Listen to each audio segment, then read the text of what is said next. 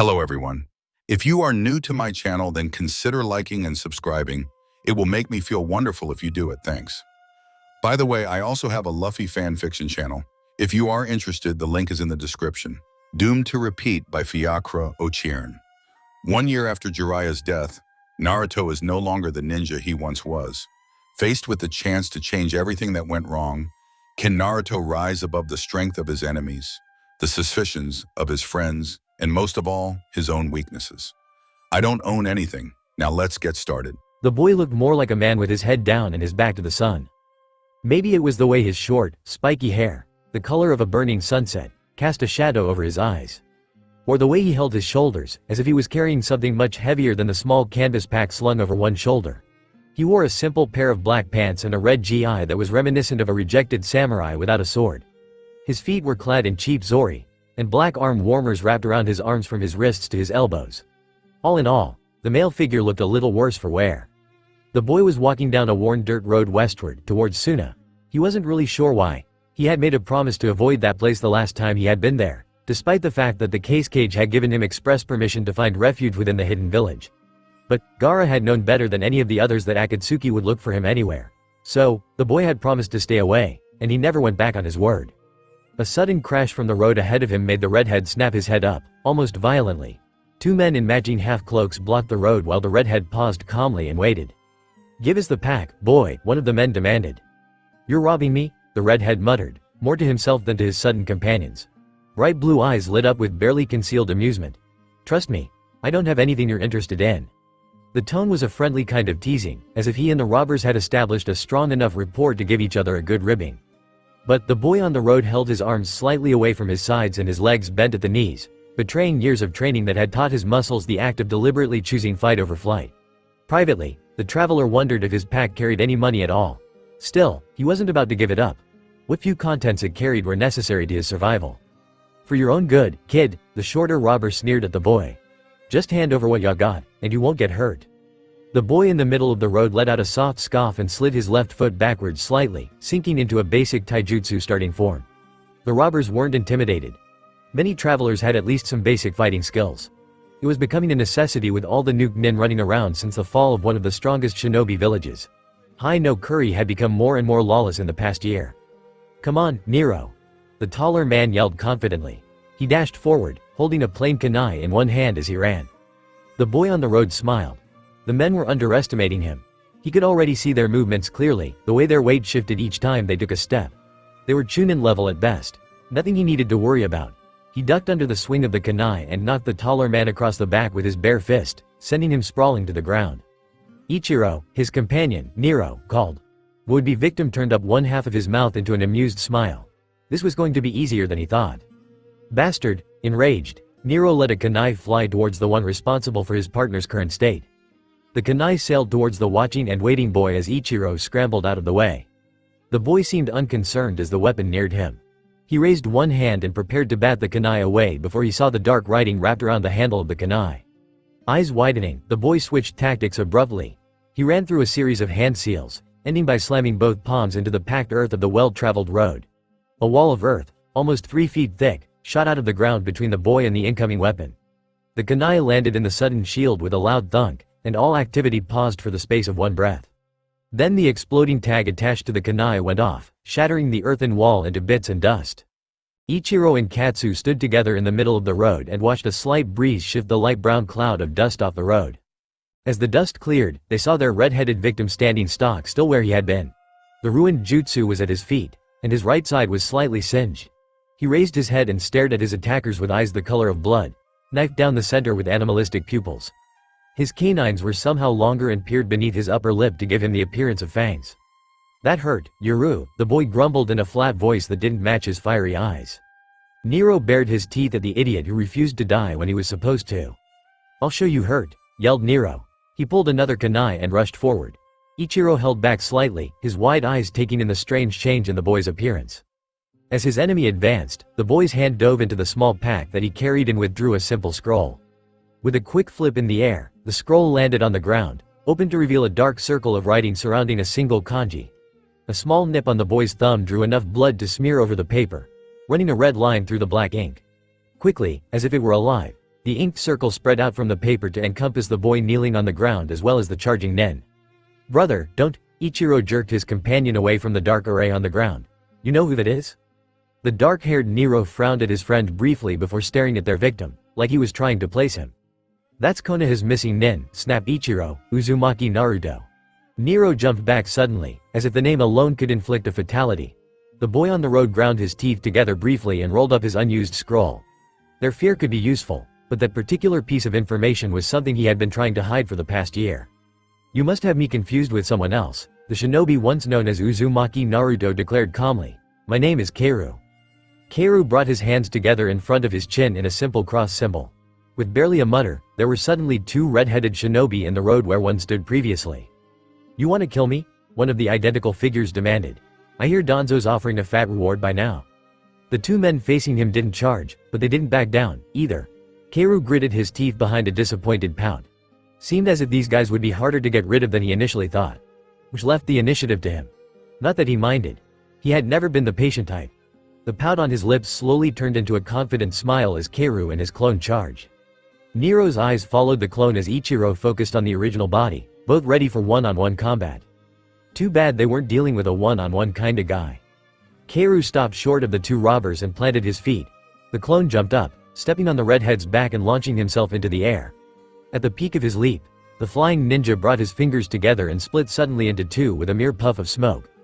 The two figures sailed downward towards Nero, while the boy on the ground quickly dropped and swept one leg towards Ichiro's feet as the older robber stared up at the display of mid-air ninjutsu. Ichiro was lucky enough to regain his composure just in time to see Keiru's leg and jump out of the way. Nero raised one hand to catch a descending punch, but he missed the heel that slammed into his shoulder, sending him to his knees. "Brother!" Ichiro shouted around Keiru. One of the clones chopped the back of his opponent's neck to send Nero into a quick coma. At least, that was the intention. Keiru didn't really plan on an avenging brother. Ichiro pulled out a katana from his belt. It was short, about the length of the standard blades that Anbu always carried around.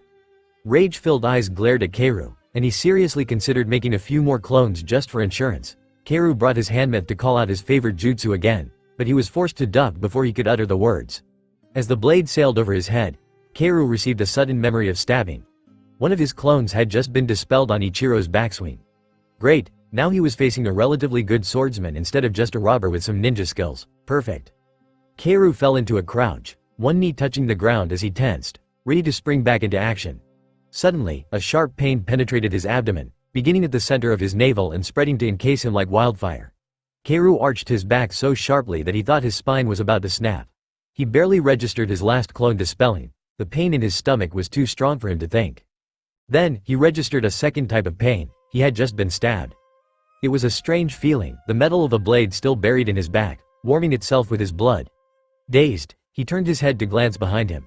The taller of his opponents, Ichiro, was staring at him with wide eyes, still holding the hilt of his katana. Keiru must have made a weird picture, fighting splendidly 1 minute and then doubled over in pain the next. But Ichiro's wide eyes weren't triumphant or confused.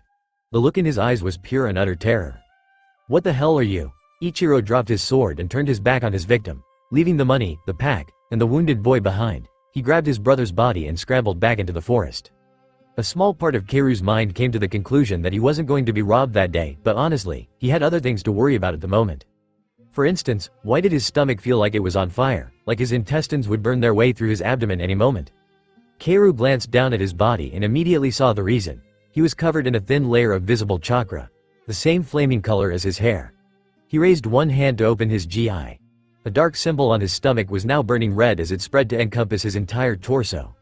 A crimson pool was forming beneath his knees, and he wondered if he should be grateful.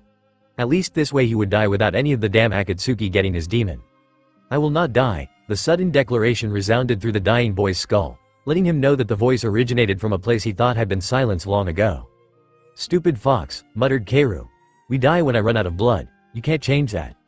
However, despite the boy's accepting statement, the angry chakra continued to surround him, enveloping him in a fiery embrace that was filled with sweet pain. It was getting harder to draw breath into his lungs, and his stomach was currently trying to force its way up his esophagus and out of his mouth. He fell onto his hands and knees as his vision began to fade. Strangely, though, instead of going black, the world turned red. "I refuse to die." The world exploded into flame as the boy who called himself Keiru died. He could not see, but a red light bled through his closed eyelids. He could not breathe, and yet he was screaming against the pain. He could not hear anything above the roar of the inferno that surrounded him. His body was being torn apart. He could feel his muscles separating from his tendons. Suddenly, silence and darkness reigned. Kaoru stopped breathing and let himself fall. He never felt the soft patch of grass, instead of the packed earth of a road, that his body landed on. Inuzuka Hana usually was not assigned missions with shinobi outside her own family or her team. She worked best within her pack, and she preferred caring for her dogs when they needed her most. But the Hokage had needed a tracker, and Hana was available. The scroll had been easy to find, even if Hana hadn't cared for her temporary team. A couple of chunin who seemed very interested in trying to start a conversation about mating habits of her dogs and if Inunukas followed their animal companions in every kind of behavior. Idiots. Running through the trees beside her, Shiro let out a sudden growl, a tense declaration of something nearby. Shiro's found something, Hana suddenly announced to her teammates, something bloody. It was surprising that she hadn't noticed it before. The scent of blood rose up from the floor of the forest, noticeable even at the high speed they were traveling. But the scent was mixed with several others. The most prominent were fire and burned flesh. The familiar sense of a battle. "I see it," the team leader, Izumo, affirmed quickly. He let himself fall from the tree branches and landed next to a male figure sprawled onto the ground. The figure stood out amidst the dirt and underbrush with black pants and some kind of red shirt. His hair was an unusually vibrant red that almost matched his torn and dirty top. Hana leapt from the tree she was perched in and landed lightly on the ground beside the still figure. He looked like a teenager, not much older than any of them, and he smelled strongly of blood, fire, dirt, and sweat. And yet, beneath all these familiar scents, there was something strange that Hana couldn't place. Something malevolent. "Hey, kid." Izumo shook the kid's left shoulder lightly. "You okay?" The boy's right arm was covered in first-degree burns, but the more interesting issue was the skin beneath the burns. It was covered with intricate tattoos that extended from his wrist to his elbow. Hana reached over the body and peeled back the black cloth on the boy's other arm, not entirely surprised when she saw a matching design beneath the arm warmer. Even his palms bore the scrawled stain of ink. "Hey, I found a backpack," called the other chunin. Hana raised her head to look at him. Kotetsu held a small canvas bag pulled shut with a simple drawstring. As far as she knew, it wasn't fancy or sturdy enough to be standard issue for a shinobi. And the boy didn't have a high 8 or other identifying mark on him. Unless those tattoos hid something else. "Looks like this guy was robbed," Kotetsu noted as he rifled through the pack. He withdrew a piece of cloth and quickly threw it back. "There's nothing in here." A sudden groan from the ground caused him to drop the pack guiltily. Hana let out an undignified snort. And he called himself shinobi. But she quickly turned her attention to the source of the groan. The boy on the forest floor, who was apparently only half dead instead of all dead. "Hey, can you tell us your name?" Izumo leaned over the boy intentionally. "Where are you from?" interjected Hana. She still wanted to know if the boy was a threat. Dry lips parted and wheezed in a short breath. "Uzu," muttered the boy without opening his eyes. His teeth came together suddenly in a pained groan, cutting off whatever he was going to say next, and he fell back into unconsciousness. "Uzu," Hana repeated. "Whirlpool?" She looked up to Izumo with a frown. "I thought it was destroyed." There had been rumors of a civil war within Mist several years ago. The village hidden in Whirlpool was supposedly one of the casualties, but no one in Konoha really knew for sure. Whirlpool had always been a secluded place, as far as Hana knew. "Looks more like he was destroyed." Kotetsu took a step closer and craned his neck slightly to look over the body on the ground. "Well, let's get him back to Konoha," declared Izumo, leaning back on his knees. "Is that wise?" Hana wished she could just object and be done with it. But she wasn't the leader of this team, Izumo was. And he was already shifting the boy's body to drape over his back for easy carrying. "What's he gonna do?" protested the chunin. "He doesn't even have the strength to stay awake." "He smells bad." The declaration was blunt and rushed, a last attempt to say what was really bothering her. However, Izumo and Kotetsu didn't pick up on her anxiety. They frowned at one another, Izumo carrying the boy and the other carrying the luggage. Izumo finally turned back to Hana with an indulgent look, like a teacher patiently listening to a child's excuse. "Bad," he repeated. "I don't know how to explain it," snapped Hana. "But Shiroi's getting a bad feeling from that guy. Like there's something wrong about him." "Couldn't that be from the people that attacked him?" Kotetsu suggested helpfully. Hana shook her head vigorously. "I can't detect any foreign scents in the area. And there hasn't been any rain to wash the scents away," she pointed out. "Plus, his wounds are too recent. His skin is still hot from being burned. Wouldn't we have seen any attackers leaving the scene?" Izumo frowned and glanced over his shoulder at his cargo. "If he is a threat, it's better that we take him to Konoha where we can question him if we need to," declared the team leader. "If we leave him out here, it might come back to bite us." Hannah ran her tongue over her naturally sharp canines in silence. Azumo had a point. If the boy was a missing nin from Uzu or any other country, it might be better to hold him in Konoha rather than let him wander around High no Kur to exact revenge or create chaos or whatever his goal was. Fine, she muttered. Let's go. Azumo smiled again, and the two Chunin leapt into the trees again, speeding towards Konoha. From his position at Hannah's side, Shiro let out a small whimper, followed by a rough growl. A mixture of his unease and his certainty that that boy wasn't entirely safe. I know. Hannah rested one hand in the dog's thick fur. We'll tell Hokage-sama when we get back, no matter what Azumo thinks. Blue eyes opened to a mass of white, and the first thought that went through his mind was a surprised realization that he wasn't dead. The steady beeping of the heart monitor beside him was proof of that if nothing else. With a deep breath, Keiru used his elbows to push himself into a sitting position. The room he occupied seemed like a generic hospital room, and he wondered who had picked him up. His stomach was swathed in bandages. As he sat up, he could feel the tight, new skin that formed the scar tissue across the stab in his back. Well, at least his new captors had been nice enough to heal him before he set off on the road. Where had he been going again? Not Suna. Maybe tea. Not many people from Konoha were well known in tea. Shaking his head, Keiru glanced around the room again. He didn't see any sign of his small bag. He'd have to find that soon. His seals were starting to itch. His eyes suddenly widened as realization flooded his mind. Keiru pulled back the thin sheet that covered him and studied his body clinically. He was dressed in light hospital pajamas, and his arms were rid of their coverings, which left the complex designs on his forearms exposed for the world to see. That wasn't good. He could be identified by those markings more than anything else. He couldn't see anything on his stomach other than bandages, and for a moment Keiru considered ripping them off just so he could check the skin underneath for something that only he could understand. But the sound of a door opening made Keiru fix his attention on the room instead. Entering the room was a young woman, probably a little older than Keiru himself. She was dressed as a nurse. He didn't think she was old enough to be a doctor or a med nin. After closing the door behind her, the brown-haired nurse looked up and saw Keiru sitting up in his bed, his hands beneath the covers. "Oh, you're up." She sounded slightly surprised, as if he had been expected to remain at death's door a while longer. Well, having a demon in one's stomach hadng occasionally. "Hi," greeted Keiru nervously, mostly because he wasn't sure what else to do. He kept his arms tucked beneath the sheet for a moment, wanting to keep his secrets to himself before realizing that any doctor worth his salt would have removed his clothes for a full view of any wounds he might have had. As a result, they already knew about his markings. Keiru hesitantly slipped his arms out and settled them on top of his lap, staring at his hands instead of at the nurse. "Well, that's a good sign," she was quick to reassure him brightly. "You must be more hardy than we thought." Keiru chuckled. Hardy had never been a word particularly associated with him. Pig-headed, maybe. Stubborn, definitely. He began again. "Could you tell me where?" His question stopped short when the door opened again, this time to reveal a young man with dark hair hanging in front of his face, pinned down by the high 8 he had wrapped around his head. In the center of the metal band was a spiral symbol with a sharp triangle on one side. Oblivious to Keiru's shocked staring, the young man fixed his eyes on the bed-ridden boy and smiled widely. "Hey," he greeted. "We were worried you weren't gonna wake up for the next week. You looked pretty bad when we found you." Keiru's wide eyes remained fixed on the man's high 8. Konoha. He was back in Konoha, after all this time trying to escape from the hell it had become. But why was the man wearing a leaf headband? Danzo had eradicated those after he had taken over. His personal root were the new protectors of Konoha, and root never wore identification. That was the only reason the rookies and the rest of the exiles were able to keep their high 8. "What do you want with me?" Keiru croaked out, wishing his throat wasn't so dry. "I just wanted to check on you." The shinobi of the leaf frowned slightly at Keiru's hostility. "Azumo-san," the nurse called. Taro-sensei mentioned that Hokage-sama should be informed of his condition once he woke up. Keiru nearly snapped his vertebrae trying to turn his head to look at the nurse instead. Hokage? There wasn't a Hokage anymore. Not since Danzo had killed Tsunade in the coup that destroyed half of Konoha.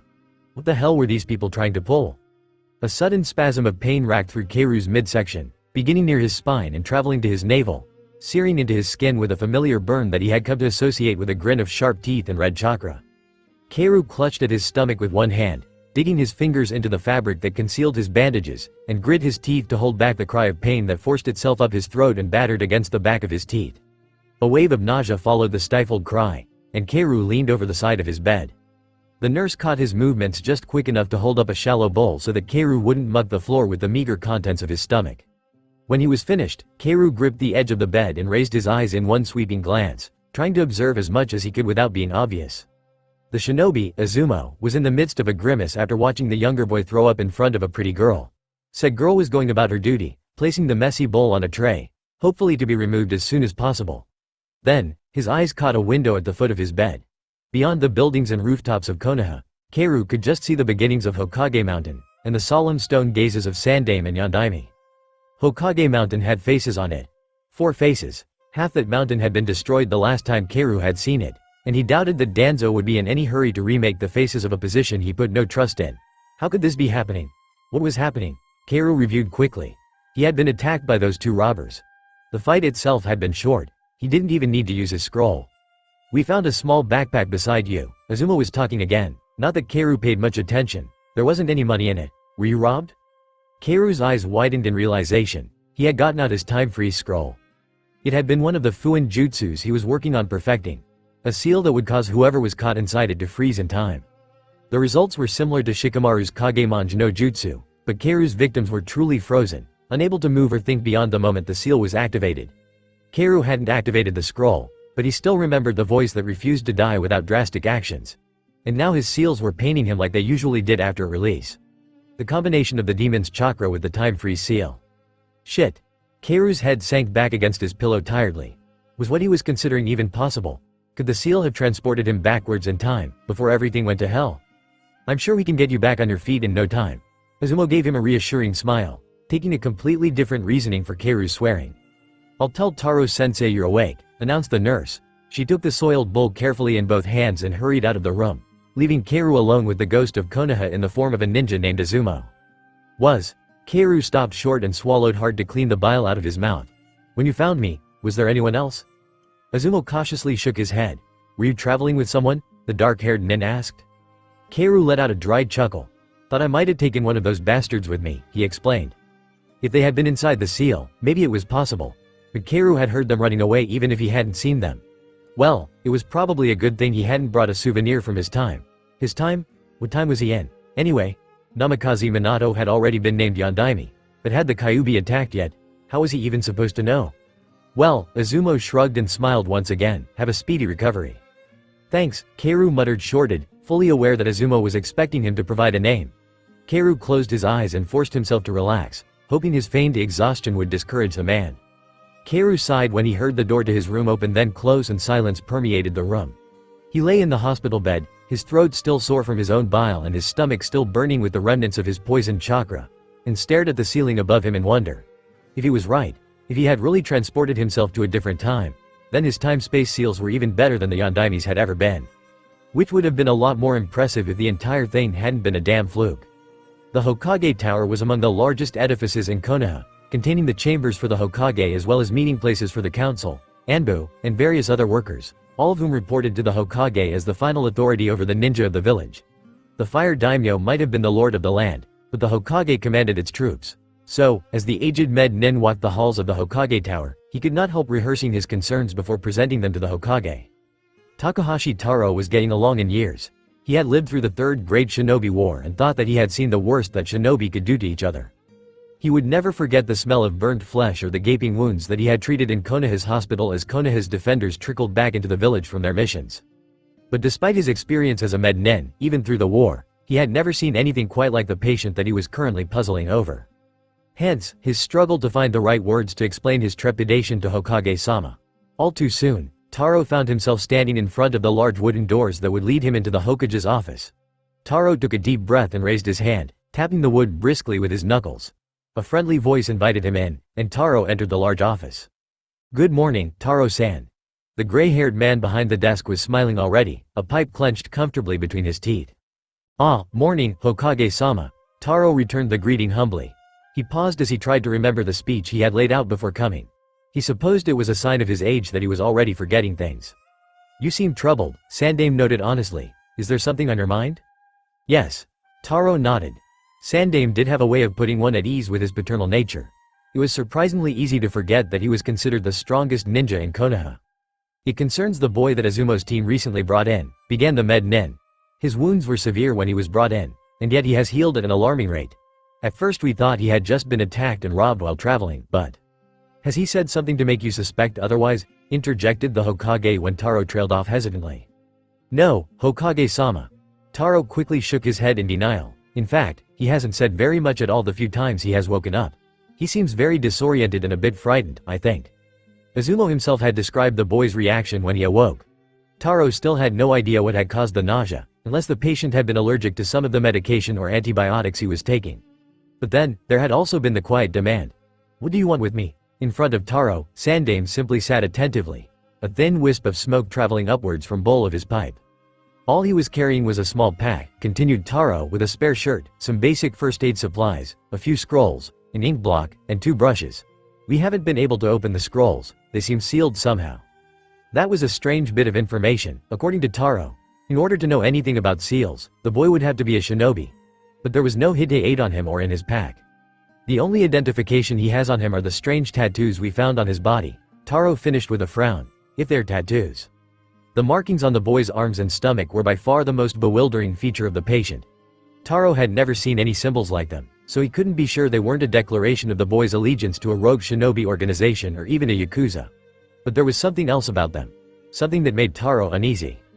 "I see," murmured the Hokage. He removed the stem of his pipe from between his lips and blew out a cloud of sweet-smelling smoke. His eyes stared unseeingly at the desk in front of him. The quiet voice snapped Taro's attention back to the office he occupied. "With your permission, Hokage-sama," Taro's voice grew determined and professional. "I would like to have a seal master look at him so that we may deem him a threat or not." The old man raised his eyes to Taro and smiled as if they were discussing the state of the weather instead of a strange patient who could be a danger to the village. "Certainly," he agreed. "I'll come myself this afternoon." Taro's eyes widened in surprise and concern. Yourself, Hokage-sama?" he confirmed, just in case his old ears had heard the man wrong. However, the Hokage's amused smile made Taro doubt that the man was joking. "Don't worry," chuckled the Hokage. "I'm not quite a dotard yet, Taro-san." Taro nodded, somewhat reassured. It was foolish to be worrying, he told himself. The Hokage would surely have knowledge of the boy's symbols, and if he didn't, he would know what actions to take. Settling back in his chair, Sandaime tapped the ashes out of his pipe into a small tray on his desk as his face took on a far less jovial countenance. Inuzuka Hana was also worried about the young man, explained the Hokage. She claimed that her ninkin sensed something off about him. Sandaime looked back at Taro. "It would most likely be best to proceed with caution. Besides, I would like the opportunity to see these tattoos for myself." "Yes, Hokage-sama." Taro bowed slightly and turned to escort himself out. A measure of relief filled him at the prospect. Surely, the Hokage would know what to do. Sakura-chan. A mass of red and pink, twisted horribly and broken. No, couldn't be broken. Someone as strong as her couldn't be so broken. But she was. Sakura-chan. Her name was spoken again, an almost whisper this time, almost as broken as her body was. Naruto. The cool voice of logic, as he had always been. It had been him who pulled Naruto back after Jiraiya's death, and now he was trying to do so after hers. But this was different. "Naruto, we have to go." They were still in danger. Akatsuki was after him and him alone. So Akatsuki had attacked, but why did she have to die? For him. He wasn't worth it. Why couldn't he have died when they first captured him? "No," he whispered. "They're dead." His voice grew louder, fueled by pain and rage. "My team is dead. My family." Searing, red pain again pierced his stomach. He doubled over, resisted the urge to hurl. His arms were itching, the two forces within him conflicting against each other. He couldn't even fight like this. How the hell was he supposed to live now? They were looking at him, waiting for him, but he couldn't do a damn thing about it. "En Naruto-kun." A softer voice this time, hesitant and shy. Moon-pale eyes met his broken blue orbs and pleaded. "As long as we have people to protect, Konoha will be here and alive." The words forced out of her mouth had once flowed freely from his declaration, his determination, his nindo. Tears fell freely. He didn't try to hold them back. She deserved them. She was Sakura-chan, and no one else could be that. She had wanted him to live after he was sure he was going to die. Didn't he owe her that much? Teeth gritted, determination flaring once again.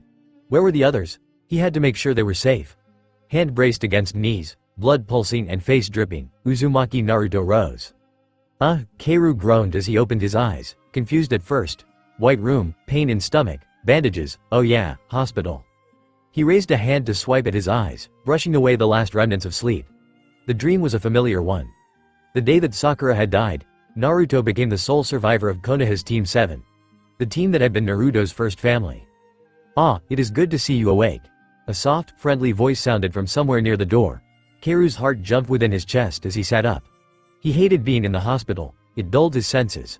The smell of antiseptic overpowered everything, and he hadn't even noticed the old man in the corner of the room, but he stared now. "Easy, there." The old man leaned forward and held out one hand in a calming gesture. "No one intends to hurt you here." "Sandame," Keiru barely breathed. "Sandame Hokage. I'm in Konoha." Right, he had screwed up. He blamed the fox. It was a lot easier to blame things going wrong on an ancient demon than think that he could have somehow prevented this. But the fact remained that he didn't know exactly when he was in Konoha. Yondaime's face on the mountain, but Sandame wearing the Hokage robes. Yes. Sandame smiled, oblivious to Keiru's train of thought. "I'm afraid you have an old man at a disadvantage. I can't remember if we met." Keiru's eyes snapped to the old man who had been his first example of a shinobi, of a Hokage, and he blurted out the first thing that came to mind. "You look different than the mountain." The Hokage looked amused at that response. "Stone is not the best representation of one's face, I'm afraid." He paused, glancing over the figure in the hospital bed. Keiru noticed that the man didn't have his all-too-familiar pipe. They probably didn't let him smoke in the hospital. Keiru missed the scent of smoke that he always associated with the man. "Your name?" inquired the old man in the same kind voice. Keiru. That had been his name for the past 3 months, he might as well keep it. "Do you know what happened to you on the road?" Keiru looked away and frowned. "They were trying to rob me," he answered without naming names. They probably would have succeeded, too. It's not like he was in any position to throw them off while trying to contain his evil. Stupid. He stopped short, wondering where the Konoha shinobi had found him. Would there even be robbers where he had been? He wasn't that close to Konoha when he had been attacked, so maybe they carried him back. Keiru sighed and covered his eyes with one hand. Maybe it would have been easier all around if he had just pretended to have amnesia. "I don't know," he finally finished. "I don't remember everything." It was a cop-out, but he couldn't do any better. It was a little late for amnesia, anyway. "I understand you're from Whirlpool." The voice came from beyond Keiru's curtained eyes. He sincerely hoped the slight tensing of his muscles wasn't visible. Why did they think he was from Whirlpool? Did they recognize him? But he couldn't look too much like Uzumaki Naruto anymore. He lacked the markings of a jinchuriki, and his hair was the wrong color. No, someone had been talking to him when he lay bleeding. He remembered a question. His name. What had he said? Uzumaki? Damn, had he been that stupid? "Why were you on the road in the first place?" the Hokage asked. Keiru paused, his thoughts racing. What excuse could he possibly think up? He could be traveling, looking for a new place to live, so that he would be invited into Konoha. But that kind of excuse was flimsy. They might think he was a spy. But what other reason could someone have for traveling from Whirlpool to? Keiru met the Hokage's gaze again, a sudden idea forming. "I was looking for someone," the red-headed boy answered carefully. "Someone in Konoha. Uzumaki Kushina." Kakashi had told him about his parents after Konoha fell. Abruptly and without much detail. Keiru still thought that he had only done so because there was no one else left who knew about Uzumaki Kushina and namikaze Minato. But it had been a small comfort to know that Yondaime hadn't picked him simply because he was unwanted and unloved, an orphan designated to carry the kyubi. Meanwhile, his careful statement was having a strange effect on Sandame. The man had frozen in his place, his dark eyes fixed sharply on Keiru. "How do you know her?" demanded the Hokage. Keiru sat up straighter, his eyes hopeful for the first time, and he didn't know how long. Sandame knew Kushina, which could mean that she was still alive. Keiru knew that he hadn't had a mother when he was a kid, but there had to be someone taking care of him as a baby, right? Maybe his mom was alive. "She's my cousin." The lie came out quick and easy, dismissed immediately in favor of more answers. "I'm looking for her. Do you know where she is?" The Hokage sighed and let the tension seep from his worn body. Keiru saw and wondered if he would hear once again that he was alone in the world. "Well, you are still in the process of recovering," the Hokage noted simply. Keiru grit his teeth together to keep from swearing. It'd probably be a bad idea to swear at the Hokage, especially since he didn't have the reputation of Konoha's #1 knuckle-headed, hyperactive, surprising ninja. He still didn't know if Kakashi had meant that as a compliment or insult. Then, Keiru saw Sandame's eyes flicker to Keiru's bare arms and the dark designs that still remained exposed. Impulsively, Keiru grabbed at his right forearm with his left hand, as if that would be enough to hide the markings. "Hey, you didn't." Keiru stopped and caught his breath. Couldn't shout. Keiru wasn't known for shouting in this Konoha. "No one did anything to these, did they?" he asked nervously. "Why wouldn't you want them to?" the Hokage frowned. "They're seals," answered Keiru honestly. "I hate having them. But they keep me alive. And he was supposed to stay alive. Although, this time freeze-turned transportation thing was making things a bit more complicated than he liked. Would his seals still work? "I see," was all the Hokage said, contemplatively. Sandame stared at Keiru, at his worried and hopeful eyes, at his red hair, at the dark patterns on his arms, half covered by a desperate hand. Keiru was careful not to flinch. That wouldn't win him any points for integrity. Finally, the Hokage straightened, apparently finished with his perusal. I will have someone escort you to my office tomorrow morning, Keiru-san, Sandame announced, once again smiling encouragingly. Provided you are recovered enough, we can talk more at that time. Keiru simply nodded as the Hokage took his leave. When the door closed, Keiru let his shoulders slump tiredly. There was a chance that his mother could be alive. He didn't even know what she looked like. But now Sandame had seen his markings and knew that they were seals. How was he going to explain what he was to a konoha that already hated one jinchuriki of the Kyuubi no Kitsune? Sarutobi Hiruzen sat down behind his wide desk carefully while he pinched his pipe expertly between his thumb and first two fingers. The young man standing in the center of the room was obviously nervous but not so much in a frightened manner, like a shinobi who knew he was in enemy territory. Instead, the young redhead was stealing not quite subtle enough glances around the office while still keeping his attention fixed on the Sandame Hokage. The young man had been released from the hospital and was dressed plainly in a long-sleeved dark shirt coupled with dark pants and zori. He carried his small canvas pack over one shoulder. As far as Sandame knew, that small pack contained the only things the boy had left. He could almost be mistaken for an off-duty junin. Sarutobi captured the end of his pipe between his teeth and sucked in a lungful of the sweet smoke. He had already sent for the one person in Konoha who could claim a connection with the new boy, but in the meantime there were still questions that needed asking. "You said you were coming here from Whirlpool?" he inquired, his voice calm without any hint of interrogation. "Yeah," the young man answered shortly, still looking around the room. The elderly Hokage leaned back in his chair. The boy looked like a teenager, maybe 16 or 17 years old. And he did have some features of that spunky kunoichi that Minato had found. His hair was the same shade of bright red, and there was a look around his chin that reminded Sarutobi of kushina. But as the young man's eyes came to rest on the portraits of former Hokages on a mantle, Sarutobi couldn't help but notice that those eyes, wide, observant, and piercingly blue, were something entirely different. "No one's heard from Thme," was all the Hokage said. Whirlpool had always been small and insignificant in the eyes of the elemental countries. Its destruction by the Mizukage had passed by largely unnoticed. Sandame was curious if the boy was aware of the state of his supposed homeland or if he had merely chosen the village for a cover story merely because of its triviality. The boy looked down, his eyes hooded, before meeting Sarutobi's kind gaze. "For good reason," muttered Kushina's self-declared cousin, "my village is gone." It was said matter-of-factly and quickly. One of the boy's hands rose to rest at the back of his neck. "I've been wandering around the elemental countries for a while," he explained slowly, as if choosing his words carefully. "I've been pretty much everywhere but Konoha.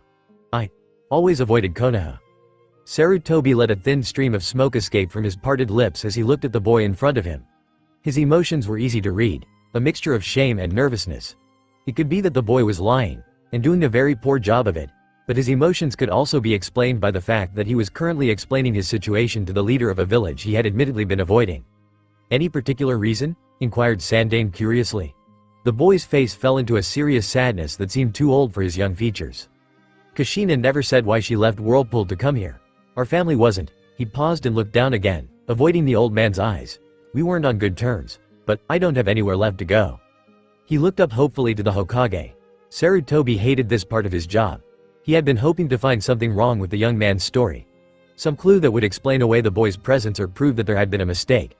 But the boy looked so desperate for his answer that Sarutobi found it hard to believe that his expression was faked. "I'm sorry." He nodded his head slowly, sadly. "Uzumaki Kushina died almost 12 years ago." He watched as the boy's blue eyes slowly widened in shock. 12 years. "Hey, Ojiji." A loud voice disrupted the dazed tension in the office as a blur of orange darted through the doors. Uzumaki Naruto burst into the office of the Hokage with his usual exuberance, his new high eight tied proudly across his forehead. The taller redhead spun in surprise and stared at the boy with the shocked look still firmly planted on his face. "What's going on?" Naruto demanded, ignoring the Hokage's guest completely. "I have to get ready for tomorrow." The corners of Sarutobi's mouth lifted amusedly. Nothing, not even the recent realization of why everyone in Konoha was so cold to him, could keep Uzumaki Naruto down for long. "Naruto, I called you here for something important." Sarutobi held his pipe in one hand as he stood up and walked slowly around the desk. Immediately, Naruto's eyes widened as he perked up.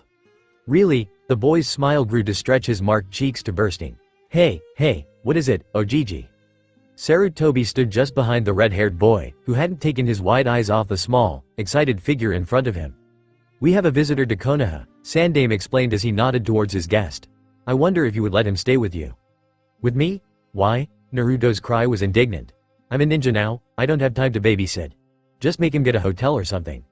The teenager turned to Sandame in a daze. He didn't seem to be able to form any further words as one of his hands gestured feebly to the angry boy in the center of the room. The Hokage just smiled. "This is Uzumaki Naruto," he explained deliberately. "He's her son." "What's going on?" shouted Naruto again. He jabbed one finger rudely at the stunned teenager. "Who the heck are you, anyway?" "Keiru," the boy answered abruptly. His eyes snapped to the young figure, blocking out everything else around him as he stepped forward. "Uzumaki Keiru." He knelt down in front of the new genin, and two pairs of blue eyes met each other. "I knew your mother." A single blink was all it took to change Naruto's face from indignant to surprised. "Really?" Naruto murmured, all bravado gone. "You did? Well, I'll leave you two to get acquainted," Sarutobi suddenly announced.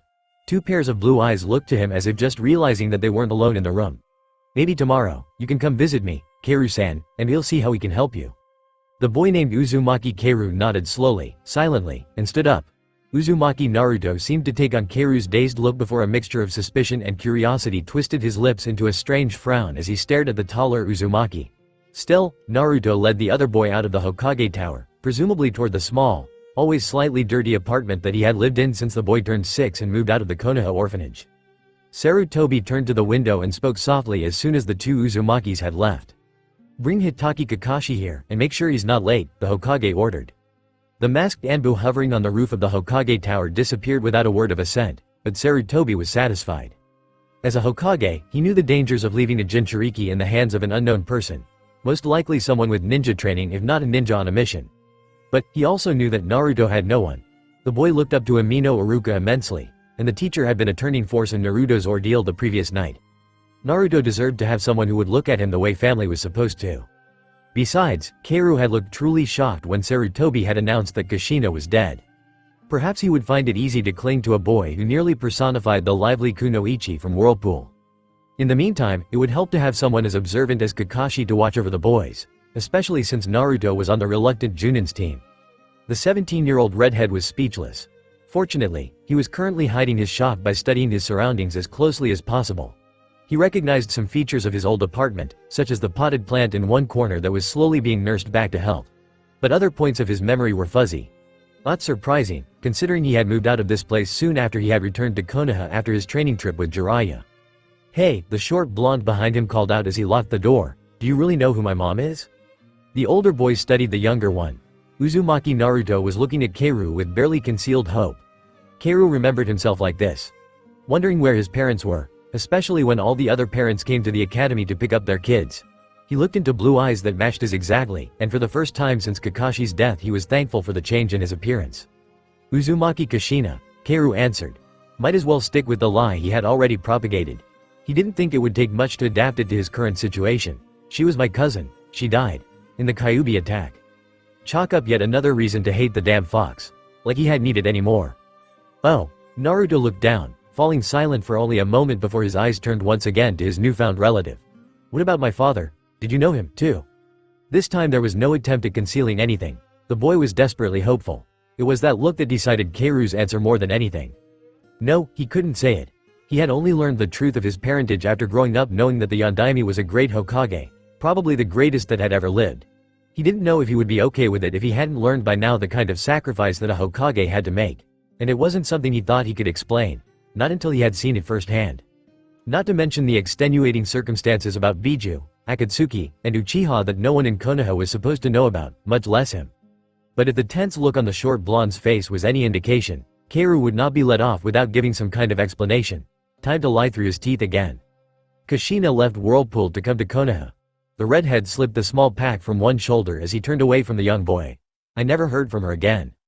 It was surprisingly easy to put on the air of a disgruntled guy who didn't want to talk about his family. Must have been all that time with Sasuke. "So, where were you?" demanded Naruto. "Living under a rock? Why didn't you come here sooner?" His features were marred into an angry frown, but his sky-blue eyes tore a sad accusation into Keiru. "Why didn't you come to me sooner?" The redhead drew in a breath. Maybe he should have practiced his lying skills before heading out on his own. His eyes had always been too expressive to lie convincingly. "I didn't know," Keiru snapped back. "I didn't know where she was or what she was doing. I didn't know you existed." His eyes fell away from his accuser. They always did when he was lying. Jiraiya had once told him that Konoha would be lost if the blonde Jinchuriki was ever captured by the enemy since Uzumaki Naruto couldn't tell a lie to save his life. He was, however, very good at keeping secrets. The small blonde genin looked away as well, apparently reading Keiru's guilt for lying as something else. "What's whirlpool like?" Naruto suddenly asked. The corners of Keiru's mouth turned up slightly at the change in subject. Small village. It always had been, according to what little he had been able to learn after Kakashi told him of his heritage. Everybody's pretty friendly. Or, they were. "What happened to them?" questioned Naruto with a slightly teasing smile. "They get cranky or something?" "They were killed." Keiru answered bluntly. Everyone's dead." Keiru shook his head quickly. At this rate, he was going to get confused. Combining what he knew about Whirlpool with what he remembered about Konoha. And it would do him no good to dwell on the scenes he had witnesses. They plagued him enough when he considered his failures. And he knew what kind of madness the pain of losing everyone he cared about could bring him. What Sasuke had become was a prime example. Keiru looked back up at Naruto, who was looking at his own feet guiltily. "You said you had to get ready for tomorrow," Keiru reminded the boy. "Oh, yeah." Naruto looked up again, glad for the distraction. "Kakashi-sensei's making us do survival training." Keiru smiled genuinely. The infamous bell test. "You'd better go to sleep, then," he ordered the smaller boy. "But I gotta read up on all this stuff," protested Naruto, gesturing to the mess of scrolls resting on his table. He pursed his lips together in a guilty pout and looked at his feet. "I missed out on a lot." Keiru's lips parted in a grin. He had probably been the worst student in the history of the Ninja Academy, and that was with the consideration that Shikamaru had slept through most of his classes. It just didn't work. He had always learned best through hands-on work, not lectures. "This stuff isn't as important as the rules." Keiru picked up one of the scrolls and glanced over it. Meditation techniques? Where had he even gotten this? Meditation wouldn't help him unless he wanted to talk to the fox at will. Might be a helpful tool at times, but he had never really enjoyed his conversations with the giant demon. What rules? Naruto's confusion broke into Keiru's thoughts. The older boy set down the scroll again and turned to face his younger self. "The rules," he repeated simply. "The rules that apply to everyone in life, not just shinobi." The rules was his own name for what he had learned from listening to stories, from traveling with Jiraiya, and from seeing that there were some traits that everyone shared. Life had taught him its lessons, and Keiru had learned if only because his choices were pay attention or be killed. "You know, those rules," Keiru declared with a nod, like a sensei to a student, "and one of them is, get a good night's sleep before you face scary one-eyed Junin." The adolescent frowned slightly and stared at the teenager, trying to bend his words into something his mind could comprehend. Keiru smiled in triumph at the boy. He reached out a hand and tousled the blonde hair. "Go to sleep, Gaki," he commanded again. "Hey, I'm not a brat," shouted Naruto. Keiru ignored the shouting, picked up his small pack, and dumped it onto the lumpy couch in Naruto's large front room. Among the pack's scanty contents were several scrolls and brushes, as well as a slab for mixing ink. "You got a bathroom?" Keiru could use a shower, and his arms were starting to itch again. Naruto grunted his assertion and pointed out a door that Keiru already remembered. Keiru stepped into the small, grimy bathroom and closed the door behind him, peering at the mirror. A tired face stared back at him with eyes the color of ocean depths. He raised a hand and stroked the red hair at his temple, just to confirm that it was his. This was why he didn't like mirrors. He didn't even look like Uzumaki Naruto anymore. The markings on his cheeks, which had always looked like whiskers to him, were gone. He lifted his arms and pulled his long-sleeved shirt over his head. He would have to get some new clothes, but that would present a new problem. He didn't like leaving his seals exposed for everyone to see, but he hadn't been able to find his red gi or the arm warmers that had covered them. Between his fight with the robbers and the backlash of his freaky jutsu that wasn't supposed to happen, they had probably been destroyed. So, he needed to find a way to hide the seals that made him what he was, a demon. 6 months after the fall of Konoha, Uzumaki Naruto leaned back in the chair he had fallen into and wiped his mouth. He could still taste the bitter bile on his tongue, and he spit a gob of discolored him. A steady hand appeared in front of him with a glass of water. Naruto grimaced as he took it, greedily swallowing the liquid to rid his mouth of the foul taste. The 3 others in the room watched silently for a moment before the sole female knelt in front of Naruto's chair and placed her hands on his stomach. "Don't drink so fast," Ino commanded in her Nin voice. "You'll just get sick again." Naruto didn't respond as he handed the empty glass back to the stoic case cage. He'd have to apologize later to Gaara for stinking up his office. "Has this been happening often?" Ino turned to the dark figure in a corner of the office. "Ever since we got back from Iwa." Shikamaru muttered around the cigarette dangling between his lips. He had been smoking more often now. It was hard to separate his scent from the smell of cigarette smoke that followed him constantly. Naruto sighed slightly as he felt the muscles around his abdomen relax from their state of tension. The pain subsided under Ino's glowing hands until Naruto felt he could breathe again without being in danger of losing his lunch, and dinner, and whatever else he had been able to eat. A soft clink made him look up to see Gaara setting the glass down on his desk. The case cage was 16 now, only a few months younger than Naruto, but the robes made him look older. He still had those dark circles around his eyes, proof that it remained as hard for him to sleep as it had ever been. Naruto never asked or admonished Gaara about his sleeping habits. Being tormented by your own personal demon was someone he could understand completely. Naruto shifted in his chair. Ino's hands on his stomach were starting to tickle now that his stomach had relaxed enough to register their presence. Gently, he took the med nin's hands in his and pushed her away. "Stop that," he commanded softly. Ino shot him a glare that Naruto was sure Tsunade had taught to all future med nin of Konoha. "Naruto, where are the others?" Naruto demanded of Shikamaru before Ino could get started on her rant. Shikamaru gave a simple shrug. "They're on their way. What's the hurry?" One side of Naruto's mouth turned up in a lopsided attempt at his famous grin. "What's wrong? Too troublesome, Nara?" asked a red-headed Naruto sarcastically. He hoped that Shikamaru wouldn't notice his hands curling into fists on his knees, but knowing Shikamaru, it was wishful thinking. In truth, Naruto wasn't looking forward to the conversation he knew was coming. For whatever reasons they had, the rookies had started looking to him for what to do after Konoha fell. Fat lot of good it did them. They had been cut down to half their original number. Naruto swallowed a sudden rising of bile again and tried not to let his discomfort show on his face. It had been Kakashi who first named them the rookies. 4 three-man teams of Konoha genin who had all taken the Chunin exams during the Sound Invasion and survived. Not only survived but helped defend their village. The title was an ironic one, derived from the fact that all 12 of the former genin could give their teachers a run for their money by the time they were 15 or 16. Naruto looked up when he heard at least 2 sets of decisive footsteps. Neji entered the office of the case cage first, his stride purposeful and confident, followed by Hinata, whose sandaled feet barely made a sound on the wooden floor. Kiba brought up the rear with Akamaru limping beside him. The white dog hadn't walked straight since Pain had first entered Konoha and destroyed a quarter of the village in his search for the final jinchuriki. That had been the first of Naruto's successive failures. Naruto had been at Mount Myobokuzen, training, when he heard about the Akatsuki's attack. In their drive to find him, the rogue organization had ransacked Konoha.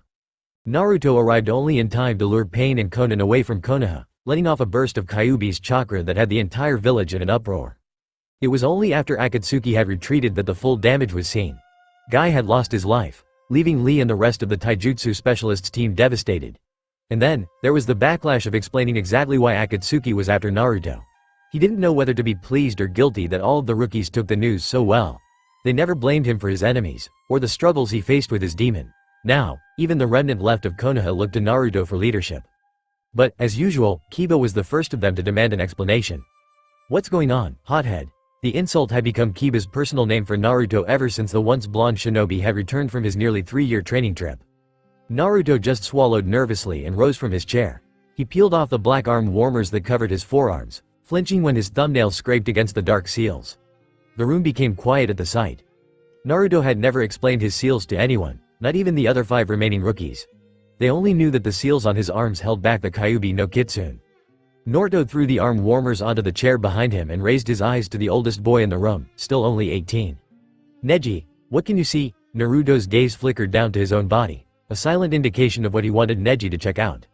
A small frown crossed Neji's face, just a brief moment when his eyebrows closed together, before he complied, bringing his hands together and activating his bloodline. Naruto resisted the urge to tense as if expecting a blow. Neji's Byakugan was the strongest among his clan. Naruto just needed to confirm what he knew was happening to him. Neji finished his perusal quickly and met Naruto's eyes, his own pearly eyes still framed by almost visible veins. "It appears the Kyuubi's chakra is..." Neji frowned deeply, searching for words. "Eating at your own coil system, it's damaging my organs," interrupted Naruto as he hung his head. "I know." "You know?" Ino repeated indignantly. "You knew this was happening?" Naruto refused to meet her eyes. Her accusing gaze, though not the exact color green, would be the same piercing one that Sakura would have every time he knowingly put himself in danger. "Why?" Naruto glanced up at Shikamaru. The genius had taken the cigarette out of his mouth in order to utter the one-word question. For an answer, Naruto lifted up the hem of his black t-shirt, exposing his stomach. The symbol embedded into his skin was always visible, always a reminder. "This seal isn't the same as Yondaimi's," he began. "It started out the same, a spiral around his navel with 8 kanji around it. But this seal extended beyond Yondaimi's original one." Lines traced the patterns of Naruto's chakra coils, from his stomach to his sides and up to the bottom of his ribcage. "When Yondaimi sealed Kyuubi into me, he split it." Naruto explained what he had learned from Kakashi, a crash course in Fuin Jutsu. "Only the yin chakra was in my seal. But when Akatsuki extracted the biju, they somehow got both halves. How is that possible? Gaara demanded. His brow was furrowed in what could have been a frown. It was hard to tell with Gaara. His arms were folded across his chest, making him look like a shinobi instead of a cage. I dunno. Naruto lifted one hand to scratch at the back of his head. Maybe the yang chakra was in me all along. Maybe it was a different part of the seal. I'm not a master at this. He had only had 3 months with Kakashi-sensei. Even with his cage bunshin, he couldn't experience everything that Kakashi had to teach. And even Kakashi hadn't known as much as namikaze Minato had. But when Kakashi, his throat closed, and Naruto wondered if his seals were going to start acting up again. But this pain wasn't in his stomach. It was only his heart that felt Kakashi's name. When Kakashi-sensei sacrificed himself to seal Kyuubi again, he sealed all of Kyuubi's chakra into me, yin and yang.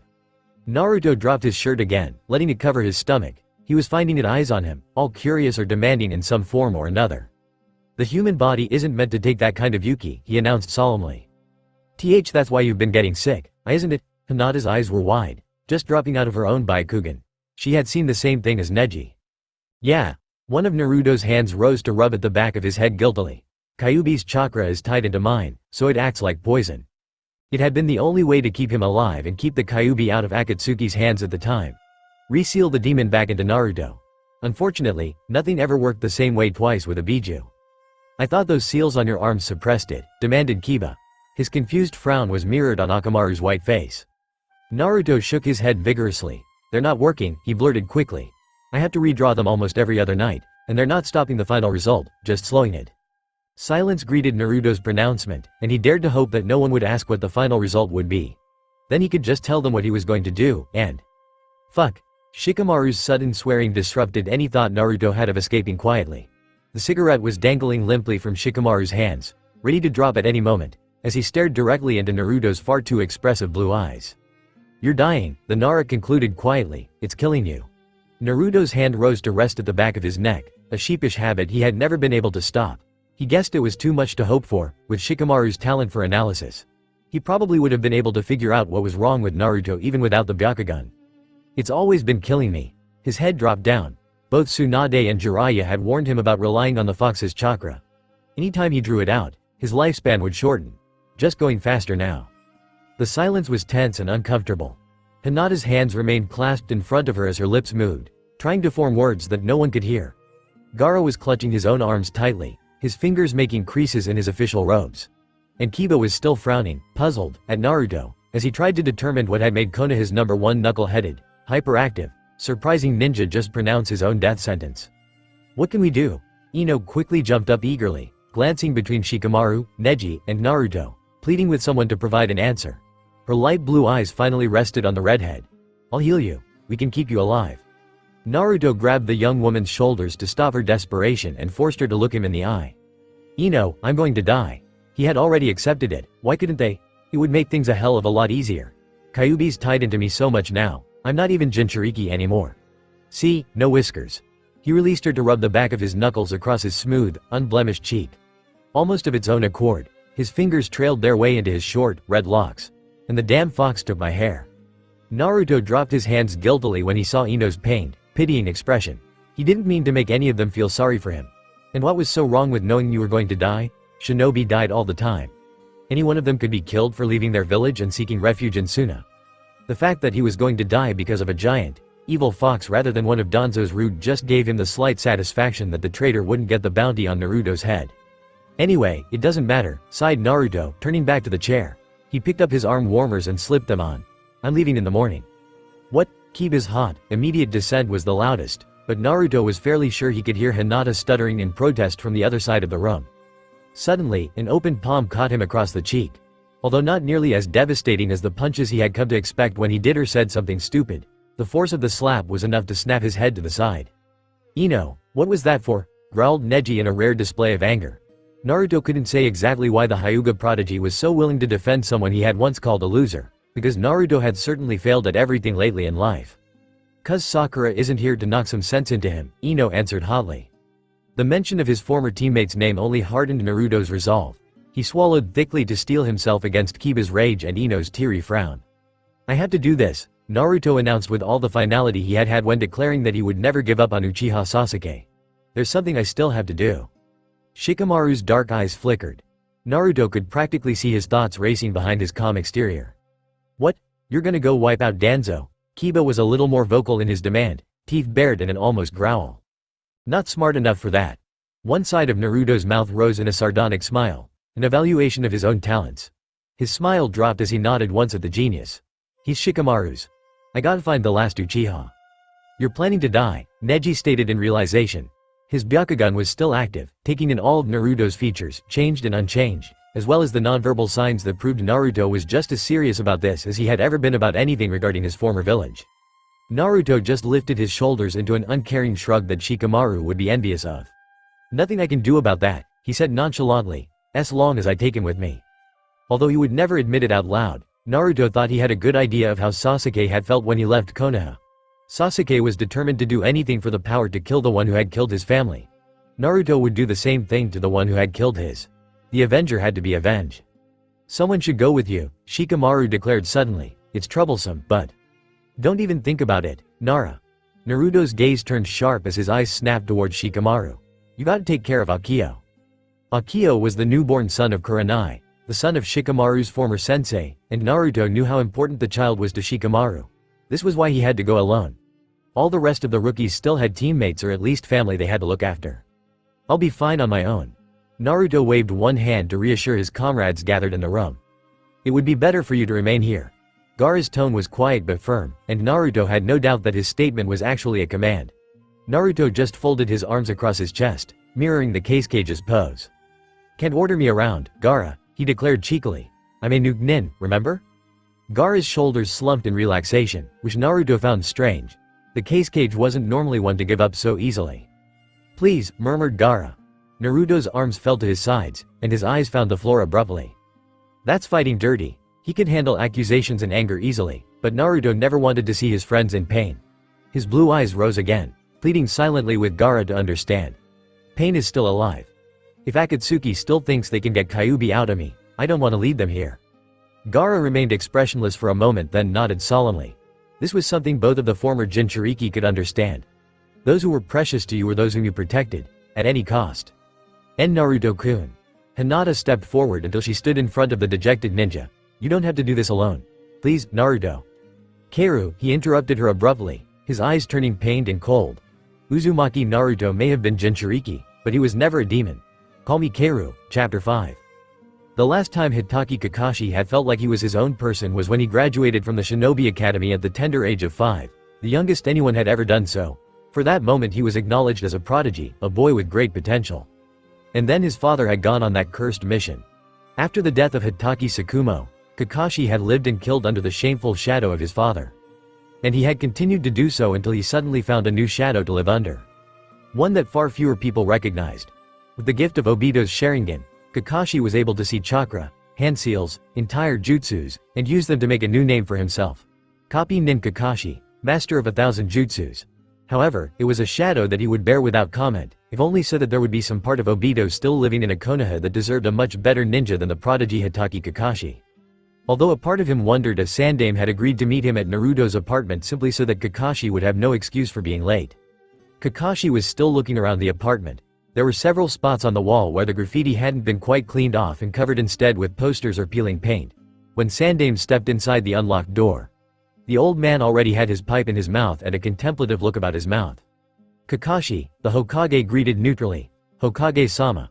Kakashi turned from his study of the wall towards his leader. Is this boy really who he says he is? The old man clasped his hands behind his back as he walked around the wooden table, the only piece of furniture in the small kitchen that was littered with academy scrolls and textbooks. The canvas pack belonging to Naruto's sudden guest was noticeably absent. Did you observe anything that would give way to doubts? Sandaime had a way of questioning that forced his subordinates to reveal their minds before he gave away anything of what was going on in his. No, to be fair, Kakashi's night of observation had turned out to be rather boring. He told Naruto about Kushina, but he said he didn't know anything about his father. They didn't talk much before Naruto went to bed. Keiru stayed up, drawing on his arms with his brushes, but then he slept on the futon. There were some small indications of Keiru's presence. A carton of expired milk was discarded haphazardly in a garbage can, and the small cushions on the futon were straightened. Keiru had left the apartment shortly after Naruto sped off to the training grounds to wait for a sensei who now stood in his living quarters. Kakashi still didn't know where Keiru had gone, due to his necessary meeting with the Hokage. I see. Kakashi's singular uncovered eyes snapped to the old man, darkening with the suspicions he usually kept firmly hidden under his crooked hide. Kushina never said anything about a cousin, remarked Kakashi as he tucked his hands into his pockets. His sensei had always been a private man. Oh, Minato was friendly and patient. He had to be to put up with the chaos that made up his three-man team. But, Kushina was the one who had shouted her declaration to catch Konoha's yellow flash at the top of her lungs. The red-headed kunoichi from Whirlpool had never left anyone in doubt of her feelings or her loyalties. Even so, Kakashi had never heard that she had a 5-year-old, ginger-haired cousin. Kushina did not say much about her family to anyone, I believe, the Hokage countered calmly. And Keiru said that Kushina did not leave Whirlpool on good terms. Perhaps that animosity was passed on to Keiru until he lost the rest of his family. The aged leader clamped his pipe in his mouth as he sank into one of the chairs surrounding the table, as if his old legs would not support him much longer. Jiraiya might know something more, he speculated. He was Minato's sensei, after all. Is Jiraiya-sama coming back to Konoha, Hokage-sama? Kakashi raised his eyebrow, interested. Maybe the Sannin would have more insight into Kushina's supposed family. Kakashi would feel a lot better if he only knew the identity of the boy who had just conveniently shown up in Konoha to insert himself into Uzumaki Naruto's life. He is due for a visit before the Chunin exams, answered Sandaime with a fond smile. Until then, we will merely watch this Keiru. He pinned Kakashi with eyes that seemed too sharp to belong to an arthritic old man. He may simply be a boy looking for his family, Kakashi. Kakashi grimaced. He knew Naruto was alone, had been alone for all his life. But Kakashi had never been good with kids, probably because he had never been one himself. The years immediately following Yondaime's death were spent in Anbu for Kakashi, and by the time he got out, Naruto seemed to have a set pattern already established for surviving. Kakashi was already splitting himself between his own identity and taking on Obito's. He didn't want to be forced to see his teacher in a 12-year-old boy. Speaking of which, isn't your new team waiting for you? Sarutobi was smiling widely now, as if sharing an inside joke with the lazy Junin. If they are unfortunate enough to become my new team, Hokage-sama, replied Kakashi, they'll have to get used to it. A part of Kakashi was secretly hoping that this team would fail just like all the others he had tested. It would make his life much easier. But a larger part, including the blood-red eye he kept covered, desperately wished that this one team, the jubilant boy who wanted to be Hokage, the boy who had seen too many horrors for one so young, and the girl who blushed in front of her crush, would be the one team that Kakashi could pass. Keiru used his teeth to tear the price tag off of his new purchase and slipped them on immediately. The cloth of the gloves was tight and new, stretching over the back of his hands snugly. The fingers only reached to his second knuckle, but they covered what they needed to. Together with his long-sleeved shirt and dark pants, the only part of Keiru's skin still visible was his fingertips and his head. But he wasn't about to wear a mask. There was no need for it, and he didn't want to emulate Kakashi-sensei that much. He also had 2 new short-sleeved shirts in his pack and 1 sleeveless, just because it was warmer than he remembered in Hai no Kuni. They wouldn't be very helpful in hiding his seals, but Keiru had always been good at improvising. Admit it, Shino. I rocked. The voice, familiarly abrupt and boisterous, made Keiru spin around even though he had already recognized the owner. Your frequent boasts often led Kurenai-sensei to know of our position, returned the boy in sunglasses. His wide collar hid the lower part of his face from view, but the top of his head inclined slightly to the boy next to him. What? His companion had his hood pushed back to his shoulders, and a white pup rested comfortably on the mess of brown hair that graced his head. That wasn't my fault. Kiba-kun. A young girl with short dark hair ran up between the 2 boys and placed a hand shyly on the boy's arm. I'm sure that Shishino meant no offense. She shot a pleading look to the boy in sunglasses, as if asking him to agree with her. Shino gave no indication that he was inclined to do so. Keiru let out a soft breath as soon as his lungs started working again. The girl had always been the peacemaker of the team. If she were a little more forceful, the boys might even look to her for direction. However, considering Hinata's personality, Keiru doubted it would happen. Suddenly, Kiba seemed to notice that he and his teammates were being watched. Dark, slitted eyes snapped up to meet Keiru's gaze indignantly. Hey, what are you looking at? Kiba demanded hotly. Keiru blinked and wondered how to respond. A boy who is going to lose his teammate and most of his family in 3 years didn't seem quite appropriate. Kiba-kun, Hinata cried as she darted forward. PP please, do not be rude. Her desperation gave courage to her stuttering Arned to the stunned redhead. PP please, forgive my teammate, sir. She inclined her head softly, bending at the waist in a proper bow. Keiru just stared. The girl in front of him seemed so small. He was used to seeing Hinata as the beautiful young woman he knew she would grow into. She was strong in her own right. Her attacks with the Jukin were different than Neji's, but they were just as effective. Although, the stuttering had never really gone away. "Stop staring at her, ya bastard." Kiba's angry demand shook Keiru out of his reverie and brought his attention back to the rest of Team 8. Kiba was now standing by Hinata's shoulder, glaring furiously at Keiru. Meanwhile, Shino was silent in the face of Kiba's obvious rudeness.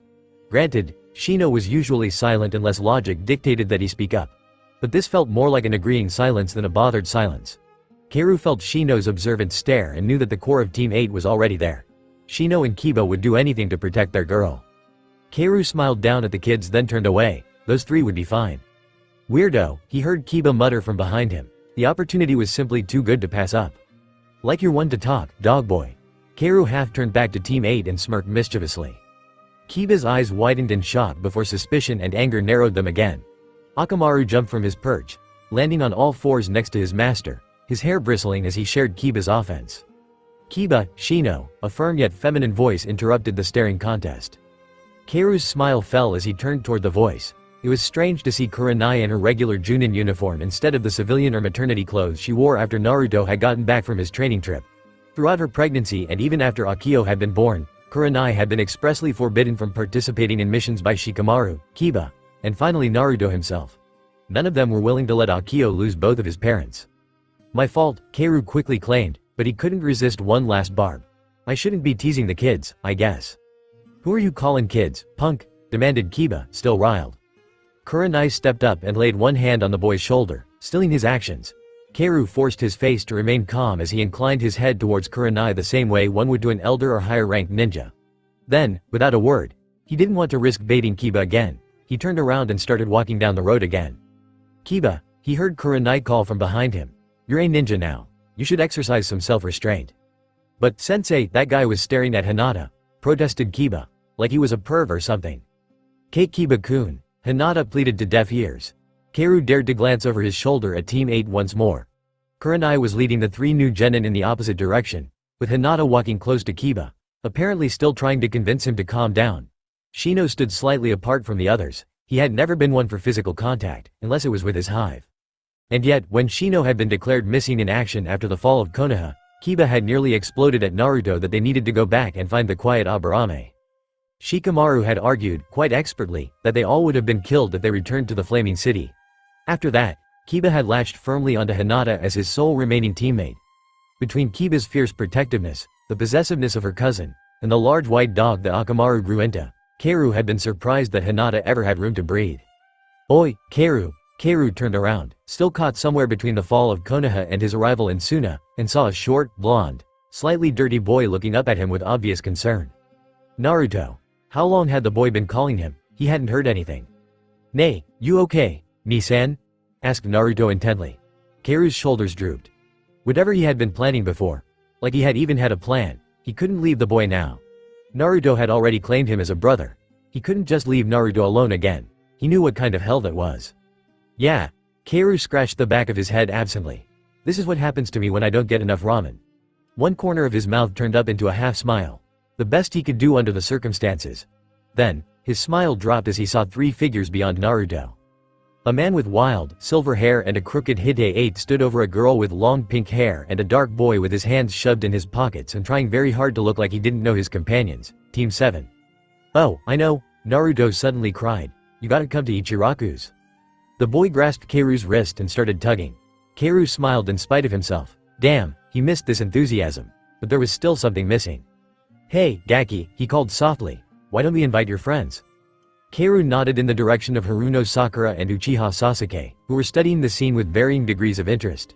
Sakura was openly curious while Sasuke was simply pulling his eyebrows together in his usual "you are too annoying to bother paying attention to" glare. Naruto frowned back at them and opened his mouth to protest. "I'll pay," offered Keiru before Naruto could say anything. Granted, the money bag he currently carried in his pack had been pulled from Naruto's top drawer, but the Gaki didn't know that. "Okay." Naruto shrugged agreeably. Anything for free ramen. He turned back to his teammates and waved vigorously. "Come on, Sakura-chan, Sasuke-teme." "Don't call Sasuke-kun a teme. Naruto no baka." Sakura's reaction was immediate as she took off chasing the Orange Clan ninja down the street towards the ramen stand. Sasuke followed with a shrug, as if he had decided that he didn't have anything better to do, anyway. Keiru hung back and looked at the man left behind. "Care to join us, sensei?" He struggled to keep his voice even. The last time he had seen Kakashi, the man had been bent over a dying Naruto, calling upon the Shinigami to take Kakashi's life in exchange for a seal that would keep Naruto alive. "Ma," sighed the Junin. "I think I'll pass." Kakashi's eye crinkled into a masked smile as he lifted one hand to wave at the departing genin and the redhead who stood stock still, watching the man who had been his first and last sensei walk away. Keiru tightened his grip on the strap of his pack and turned away as well. Naruto would never let him hear the end of it if he didn't show up to pay for the ramen. "See, Keiru ni-san, this is the best ramen stand ever." Naruto's happy cry filled the small room of Ichiraku's. Sakura blushed and quickly glanced over her shoulder to see if anyone else in the noodle stand had noticed the boy's erratic behavior. This team was going to be a curse. It was just her luck that she had to be put on the same team as Uzumaki Naruto. She supposed it was her comeuppance for getting her wish to be on the same team as Uchiha Sasuke. Yeah, the teenager's soft agreement broke Sakura out of her thoughts. The redhead had done little but order a bowl of ramen and stare at the three brand new genin who were currently eating with him. Naruto was oblivious as usual, slurping his noodles with abandon. Sasuke seemed to be doing his best to pretend that he wasn't there at all. But Sakura watched as Naruto's Keiru ni-san allowed his bright blue eyes to drift from Naruto's happy oblivion to Sakura's observant stare. She lowered her eyes quickly and told herself not to blush. "It wasn't working very well. I didn't know you had a brother, Naruto," Sakura commented, just to distract herself. To her surprise, it was Keiru who answered, as Naruto's mouth was filled with noodles. "Technically, the kid's my first cousin, once removed." His blue eyes crinkled as he smiled and reached out one hand to touzle Naruto's hair. Naruto swatted the hand away with a grumpy pout, and Sasuke axed his non-existent bowl of ramen. "You're his father's cousin?" the Uchiha asked with a slight frown. Keiru's eyes flickered to the dark-haired boy at the end of the counter, his smile suddenly dimmed. His mother's corrected Keiru. He quickly looked back to his ramen. "But I commend you on your observational skills, Uchiha." "We were never introduced." Sasuke's frown deepened. Sakura realized that Sasuke was right. She only knew the redhead's name because Naruto had shouted it at the top of his lungs. And Keiru had never asked for theirs. MMPH, Keiru looked up from his bowl with several noodles hanging from his mouth. At that moment, Sakura thought that Keiru and Naruto looked very much alike, removed cousins or not. "How did you know my name?" Sasuke demanded, a touch of impatience in his voice. Keiru's eyes dulled slightly, and he looked back down at his miso ramen. "Must be the eyes," he muttered. Sakura frowned in confusion. How would Sasuke's eyes make him recognizable? Maybe Keiru knew one of Sasuke's relatives. But Sakura had never seen the redhead before. And Naruto had certainly never talked about him. "How did your survival training go, Gaki?" Keiru beamed at his younger cousin, apparently forgetting about Sasuke and his eyes. "It wasn't even survival." Naruto swallowed quickly to clear his mouth. His annoyance was clear even to the man behind the counter. And Sakura bent her head in embarrassment again. "We were supposed to try and beat up Kakashi-sensei, and he wouldn't even feed us lunch." "Sounds like you put them through a lot." Keiru faced the counter with a knowing smile. Sakura studied him curiously. She wasn't quite sure who he was addressing until Keiru glanced over his shoulder. "Change your mind, sensei?" Sakura and Sasuke turned as one towards the entrance to the ramen stand, where Kakashi stood lazily with his hands in his pockets. Naruto craned his neck to see what the commotion was about. "The Hokage would like to see you, Keiru-kun," Kakashi announced in his lazy drawl. "I'm not that young." Keiru grimaced slightly at the honorific and stood. Using one hand to dig through the pack he kept close by him, he withdrew a stuffed pouch that resembled a bloated amphibian. Keiru opened the pouch and turned it upside down. A handful of coins clattered to the counter loudly. "Here's for the meal, OGG." "Hey," Naruto cried indignantly. "Gama-chan. That's my money." He turned an accusing finger onto Keiru. "You said you were gonna treat us." Keiru just smiled triumphantly and tossed the frog pouch back to Naruto. "Gimme a break, Gaki," he commanded. "I was robbed on the way here." Keiru turned away from his cousin with a final wave and followed Kakashi into the street. Sakura shook her head in exasperation. This team really was going to be a curse. Keiru followed the scarecrow man into the Hokage's office and felt his lips twitch in his attempt to suppress the wide grin that threatened to break out on his face. Not only was the Hokage smiling at him, but a brunette chunin with a familiar faint line of scar tissue across his nose was standing attentively beside Sandame's desk. Ruka glanced over the redhead suspiciously, studying the darkly clad young man and making Keiru wonder if the academy teacher already knew what Keiru was claiming to be. "Keiru-san," Sarutobi greeted the young man. "I hope staying with Naruto is working out well for you." Caught slightly off guard by the expectation of a response, Keiru quickly shifted his attention from his old sensei to his old Hokage. "It's fine," Keiru responded hesitantly, not sure of what he was supposed to say. Naruto has been living on his own for some time, explained Sandame. He is very independent for his age. Kaoru scoffed openly. Independent, when applied to children in a shinobi village, either meant that they refused to listen to their superiors or that they had no one to care whether they listened or not. But, above all, he wishes for someone to acknowledge him.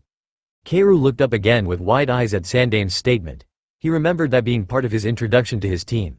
Become Hokage so that everyone was forced to acknowledge his existence. So much for that dream. Meanwhile, both the Hokage and Iruka were looking at Kaoru expectantly. Kakashi had whipped out his little orange book and was watching surreptitiously from his place slightly behind Kaoru. They were waiting for his response, Kaoru realized. But what could he say to convince them that he was a good guy? He had only shown up a few days ago. How could he explain that he would die to protect Konoha and his precious people? People who didn't even know the depths of his feelings. I'll stay with the Gaki, Kaoru announced firmly. He glanced down suddenly as his voice dropped to a softer tone. I think we could both use it. Well, Sandame suddenly took on a serious demeanor as he leaned forward and folded his hands on top of his desk. There is something else you should be aware of. Naruto has been through a lot in his life.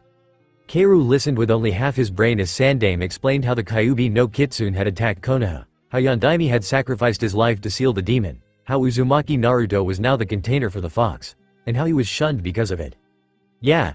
Kaoru's simple murmur was more to prove that he was still listening than any kind of acknowledgement of a story he already had memorized. Naruto is forced to live with Kyuubi's shadow over him, continued Sarutobi, and all the villagers are aware of it. Despite his station as a genin and a loyal citizen of this village, they fear him. And people hate what they fear, Kaoru interjected with a nod. I know. I understand, Hokage-sama. Better than you think. He curled his hands into fists and shoved them into his pockets, despite the fact that he knew his seals were covered. I see, said the Hokage, his eyes studying the young man in front of him. Kaoru silently pleaded with whoever was in charge of these things that the old man wouldn't question him further about his empathy. He still had to figure out a way to explain the fact that he was a jinchuriki to a demon that was already sealed. And his wasn't quite as secure as Naruto's. Well, then. A bright smile suddenly lit up Sandame's features. I think we should find you a more permanent place in the village. Are you a skilled worker? Ah. Kaoru brought one hand out of his pocket to scratch at the back of his head. If he told many more lies, he was going to have a hard time keeping them all straight. I've never been anything but a ninja, Hokage-sama. Even when I was wandering, I hired myself out as a mercenary. It wasn't quite a half-truth, more like a truth without any specifics. Kaoru had done shinobi work for pay. Most of his time after he had left Suna had been devoted to finding the remaining Akatsuki members and killing them, but he still needed money to live. So he had found people who wanted bandits scared away or protection on their own journeys. Basically D-ranked missions that wouldn't attract much attention. It at least gave him enough cash to pay for meals and lodging whenever he had been forced to stop at town. Indeed, Sarutobi's voice showed nothing but curiosity. What rank did you hold in Whirlpool? I was genin. Now that was true. He had always been too busy either training or fighting to take the chunin exams after he had returned to Konoha, and afterwards, he was considered a missing nin and nobody cared about what rank he was. Just about what he could do. Well, you understand we can't automatically give you the same consideration without knowing a bit more about you. Sandame gestured briefly to the man beside him. Amino-san is a sensei at our shinobi academy. He will be able to test you. Iruka started suddenly at the attention. He had been staring at Kaoru throughout the conversation, taking in the boy's words and reactions. The studious stare made Kaoru slightly nervous, like he was an academy student caught in yet another prank Agahokage-sama. Iruka recovered quickly and moved to stand in front of Kaoru. Obediently, Kaoru performed each task as Iruka called for them. Henge, Kawarimi, and Bushin no Jutsu. He was tempted to perform his Oro no Jutsu instead of Henge, just for old time's sake, but that probably wouldn't go over well when he was trying to appear unsuspicious. Anything else for practicality, Iruka-sensei? Inquired Kaoru with a smile as he dismissed his Bushin. He was lucky that his chakra control was better than it had been when he graduated. At least now he knew not to pour so much chakra into a simple Bushin. Iruka frowned at the title but continued with his job. How are you at taijutsu? Kaoru frowned. There were several ways he could answer that one. He had never had the taijutsu ability that Lee or Neji had, but he had trained hard enough that he was probably above a normal genin. Then again, he was a 17-year-old genin, and that wasn't exactly normal, even in peaceful times. I'm alright. He finally shrugged. Very well. Sandame didn't contest Kaoru's vague statement. You can demonstrate with Kakashi-san. Kaoru glanced, wide-eyed, over his shoulder at the one-eyed Junin who was reading his dirty book nonchalantly. What? Kaoru demanded, shoving a thumb at Kakashi. Me against him. Iruka-sensei is the only other qualified, explained the Hokage calmly. "I'll take a Chunin over Sharingan Kakashi," Keiru snapped before the old man could finish. It took him all of 5 seconds to realize that Kakashi wasn't looking at his book anymore. "Don't look at me like that," commanded the teenager when Kakashi continued to stare at Keiru instead of his Icha paradise. "You've had a reputation since Iwa." "You're not old enough to remember the war," returned Kakashi immediately. The speed of his response alone told Keiru that Kakashi was already suspicious. This fight was not going to be pleasant. Keiru closed his eyes and resigned himself to a weak retort. "I told you, I'm not that young." Not with everything he had lived through, and now everything he was going to have to do just convince his precious people to let him stay in the village he would do anything to protect. Chapter 6. Kakashi did not like Uzumaki Keiru. And as unfair as it was, it had much more to do with the young man's appearance than his behavior. Kakashi had only seen Kushina when she was with Minato, especially towards the end, when Kushina's pregnancy was obvious and she and Minato had been living together if only to avoid the questioning glances from the village. Still, he could see how the boy in front of him could be related to the redhead from Whirlpool. Same color hair, same chin, and the same curious look that roamed his surroundings as his eyes refused to stay focused on one thing for any extended period of time. It was annoying. And it was too convenient. Naruto was a jinchuriki, a human with a biju sealed into him. In any place other than Konoha, the boy would probably be a weapon against the village's enemies. But Minato had wanted Naruto to be seen as a hero. Too bad the boy's skills were sorely lacking. Still, he had managed to learn and employed Kage Bushin no Jutsu after learning it in only one night. Kakashi had become genuinely curious about what kind of person Uzumaki Naruto would turn out to be. But if another shinobi nation had sent this Keiru to pretend to be family, to worm his way into Naruto's life and create his own influence, then Konoha would be in danger of reaping the consequences of their negligence of Minato's wishes, no matter how Naruto developed. All this raced through Kakashi's mind as he stood unmoving on the small training field that the Hokage had led them to. Sandaime and the Chunin, Amino, stood to one side while Kakashi faced down Keiru in the middle of the field. Keiru was, at the moment, emitting a nervous energy as he glanced back and forth between Sandaime, Amino, and Kakashi, drumming his fingers against the skin on the back of his neck. So, Keiru finally sighed hesitantly, "Is someone gonna say, start?" Kakashi gave the boy an unseen smile from beneath his mask. This was far too easy. Start. The word had barely left Kakashi's mouth when he felt the soft pressure of a sharp blade at his neck. "Does this mean I win?" Keiru's voice came from behind the copy nin. Kakashi rolled his right eye back, squinting to peer over his shoulder. He was greeted with the sight of another Keiru, bearing a hopeful smile and holding a kunai to Kakashi's throat. "Nice trick," Kakashi noted calmly. The body behind him was solid. He could feel the knuckles grazing against his neck as the hand holding the kunai shifted slightly. And yet, Keiru still stood about 3 yards away from Kakashi and the training field. "When did you make the clone?" asked Kakashi. "After the Hokage gave me the kunai pouch," answered the Keiru in front of Kakashi. "You guys were too busy glaring at him to notice me." Was that the original in front of Kakashi, or was it the boy behind him? Well, Kakashi had a method of finding out. "You didn't wait for the spar to start." "Ah." Keiru hung his head sheepishly. "Sorry about that. I didn't think it mattered in battle. I mean, an enemy ninja isn't gonna wait for you to stop yelling at him before he attacks." Kakashi registered the boy's words, but his mind was focused on the kunai at his throat. He felt the metal gently lift off his neck and hover in front of his shoulder. Technically, the weapon didn't pose the immediately threat that it had a moment ago, but a trained enemy would know exactly how to slash the blade as soon as he sensed Kakashi move. So the question was, what would Keiru, who claimed to be nothing more than a genin without a home, do? Kakashi jerked his elbow into the arm that supported the kunai, knocking it upwards, and turned to his right sharp enough to drive a left uppercut into the redhead's stomach. With a sudden oomph, Kakashi's fist was buried in a cloud of smoke. Apparently, Naruto was not the only Uzumaki who knew Kage Bushin no Jutsu. Ouch! Kakashi spun around to meet a charging Keiru. Correction. 5 charging Keirus. 2 of the identical figures broke off from the line and reached Kakashi first. One suddenly slammed his palm on the ground, bracing himself as his leg shot out in a low sweeping kick meant to knock Kakashi off balance. The second clone vaulted off the first's back and soared towards Kakashi, fist extended. Kakashi quickly launched into a flip, letting Keiru's kick pass under his airborne feet as one hand acted as a support on the ground. Kakashi's free arm curled into a fist and caught the higher clone in the stomach before Keiru's punch could connect. Enough with the punching in the gut. One of the shinobi surrounding Kakashi demanded hotly. "I'm still sore, ya know." Kakashi merely followed through his one-handed cartwheel until he stood with his back to his enemy.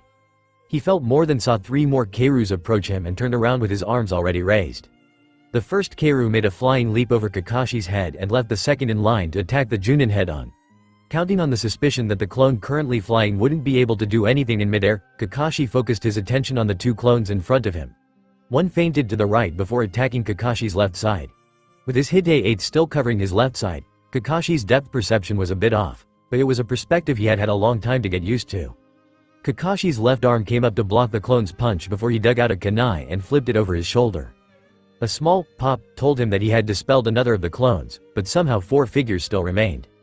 2 flanked Kakashi on each side and 2 more stood in front of him, watching the battle intently.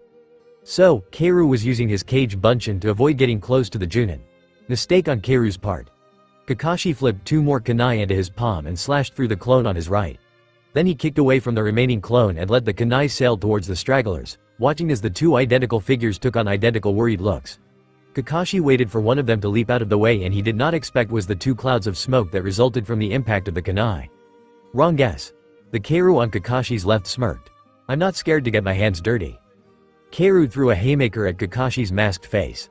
Kakashi frowned at such an obvious attack even as he raised his left arm to block it.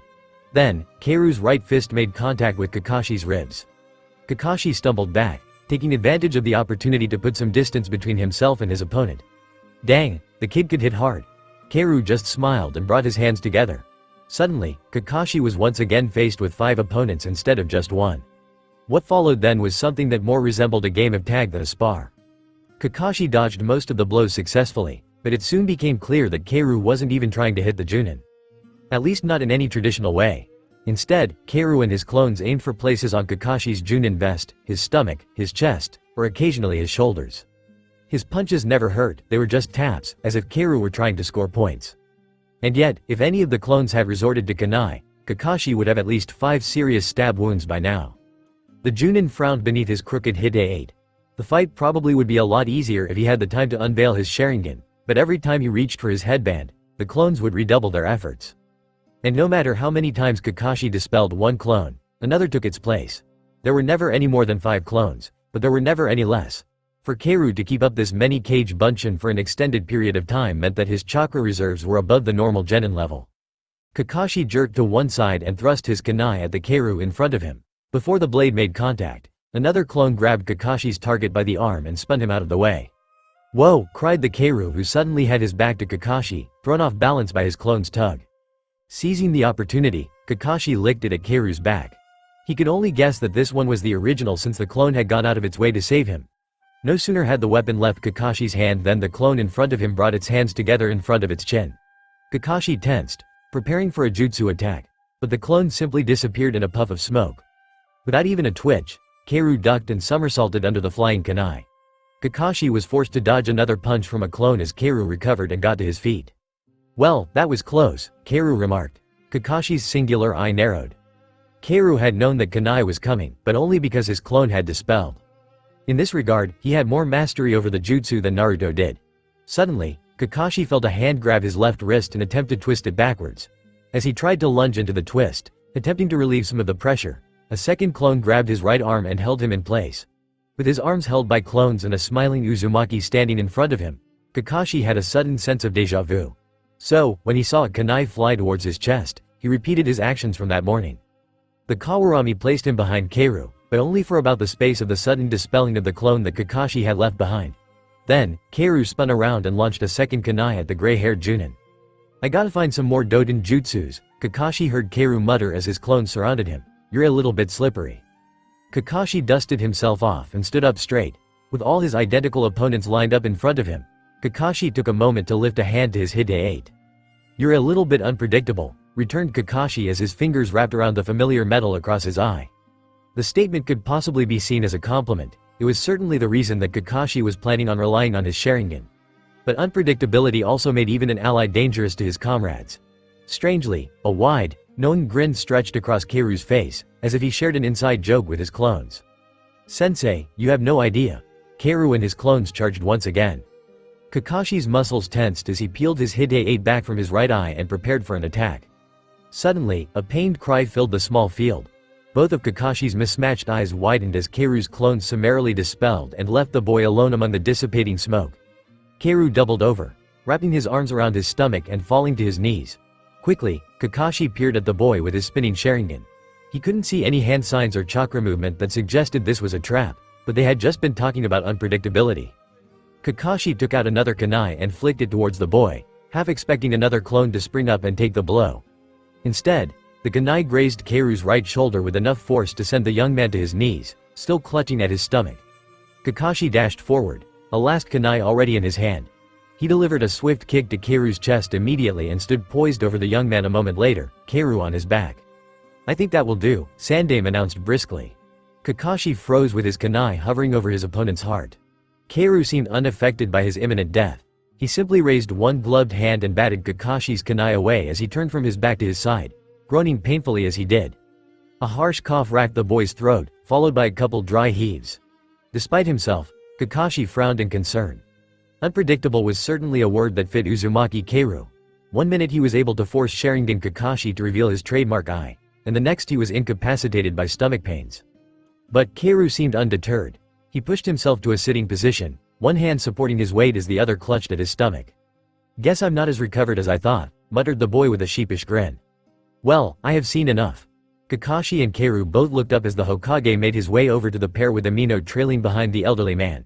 Keiru braced one hand on his knee and pushed himself to his feet unsteadily. Kakashi faced his Hokage alongside Keiru but kept his Sharingan eye open, just for the sake of details. Sarutobi Hiruzen unclasped his hands from behind his back and adjusted the pipe in his mouth with one hand as the other dipped into his large cloak. "Congratulations, Uzumaki Keiru," Sandaime declared as he pulled a Hite 8 from within the folds of his robe. "As of now, you shall be considered a genin of Konoha." Kakashi watched Keiru's eyes widen before settling into a kind of amused pride. Keiru let loose a loud, triumphant laugh as he took the headband from the Hokage and grinned widely. His blue eyes fixed themselves on the headband, and Keiru became subdued just as suddenly as he had been exultant. He used the pad of his thumb to trace around the spiraled symbol of the leaf, then clutched the metal band tightly in his fist. "Arigato, Hokage-sama," murmured the boy quietly. He looked up to meet the old man's eyes, gave him a tentative smile and a nod, and turned again towards the village, walking confidently with his new symbol of status held tightly in one hand. Silently, Kakashi tugged his headband over his left eye again and noted that Keiru hadn't even acknowledged the wound that he had received in their spar. Iruka watched the boy named Uzumaki Keiru walk back towards Konoha with a growing sense of unease in the pit of his stomach. "Hokage-sama, are you sure about this?" he couldn't help but ask the older man beside him. "His taijutsu was unconventional," remarked Sandaime, "but admirable, and he did seem to be working hard." Kakashi took another step towards the other two men on the field, tucking his hands into his pockets as he did so. He knows how to utilize Kage Bunshin fully. The man sounded just as lazy as Iruka had ever heard him, and he knows how to fight. Iruka frowned at the last comment. He was still dubious of this man being Naruto's sensei. "That was just proved," protested Iruka. "He knows taijutsu." "He knows how to fight," Kakashi repeated, stressing his words this time. His lone eye remained on the Hokage instead of Iruka. His instincts were good, and he was comfortable in his stance. He's been fighting for a long time, maybe all his life. "He has already explained that he has always been shinobi," replied Sandaime calmly. "Keiru has shown nothing to indicate that he would be unfaithful to the village that holds his only family." "But how can we know that Keiru is actually related to Naruto?" Iruka's objection was heated and the basis for his main concern about Uzumaki Keiru. If he's just trying to get something out of this, Naruto will be crushed. Iruka didn't allow himself to suggest that Keiru might be interested in Naruto simply because of the Kyuubi, even to two men whom he knew were aware of the situation.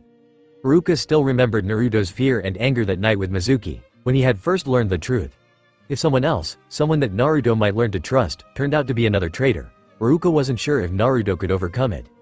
Sandaime slowly sucked on the end of his pipe, making the leaves in the bowl burn brightly temporarily before he breathed out again. "I understand both of your concerns." His nod at once included both Kakashi and Iruka, but you seem to be forgetting another factor.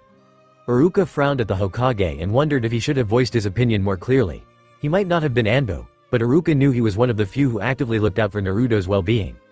"Keiru is alone," explained the Hokage. "For many people, such loneliness can break them. Of course, the effects are worse in shinobi.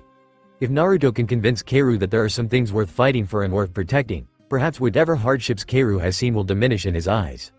Iruka stared at the ground in front of him and reviewed at Keiru. The Hokage had said that he was the cousin of Naruto's mother, although no name was mentioned, and had been wandering alone for some time. Iruka knew what it was to be alone, but to have no roots as well, no sense of familiarity.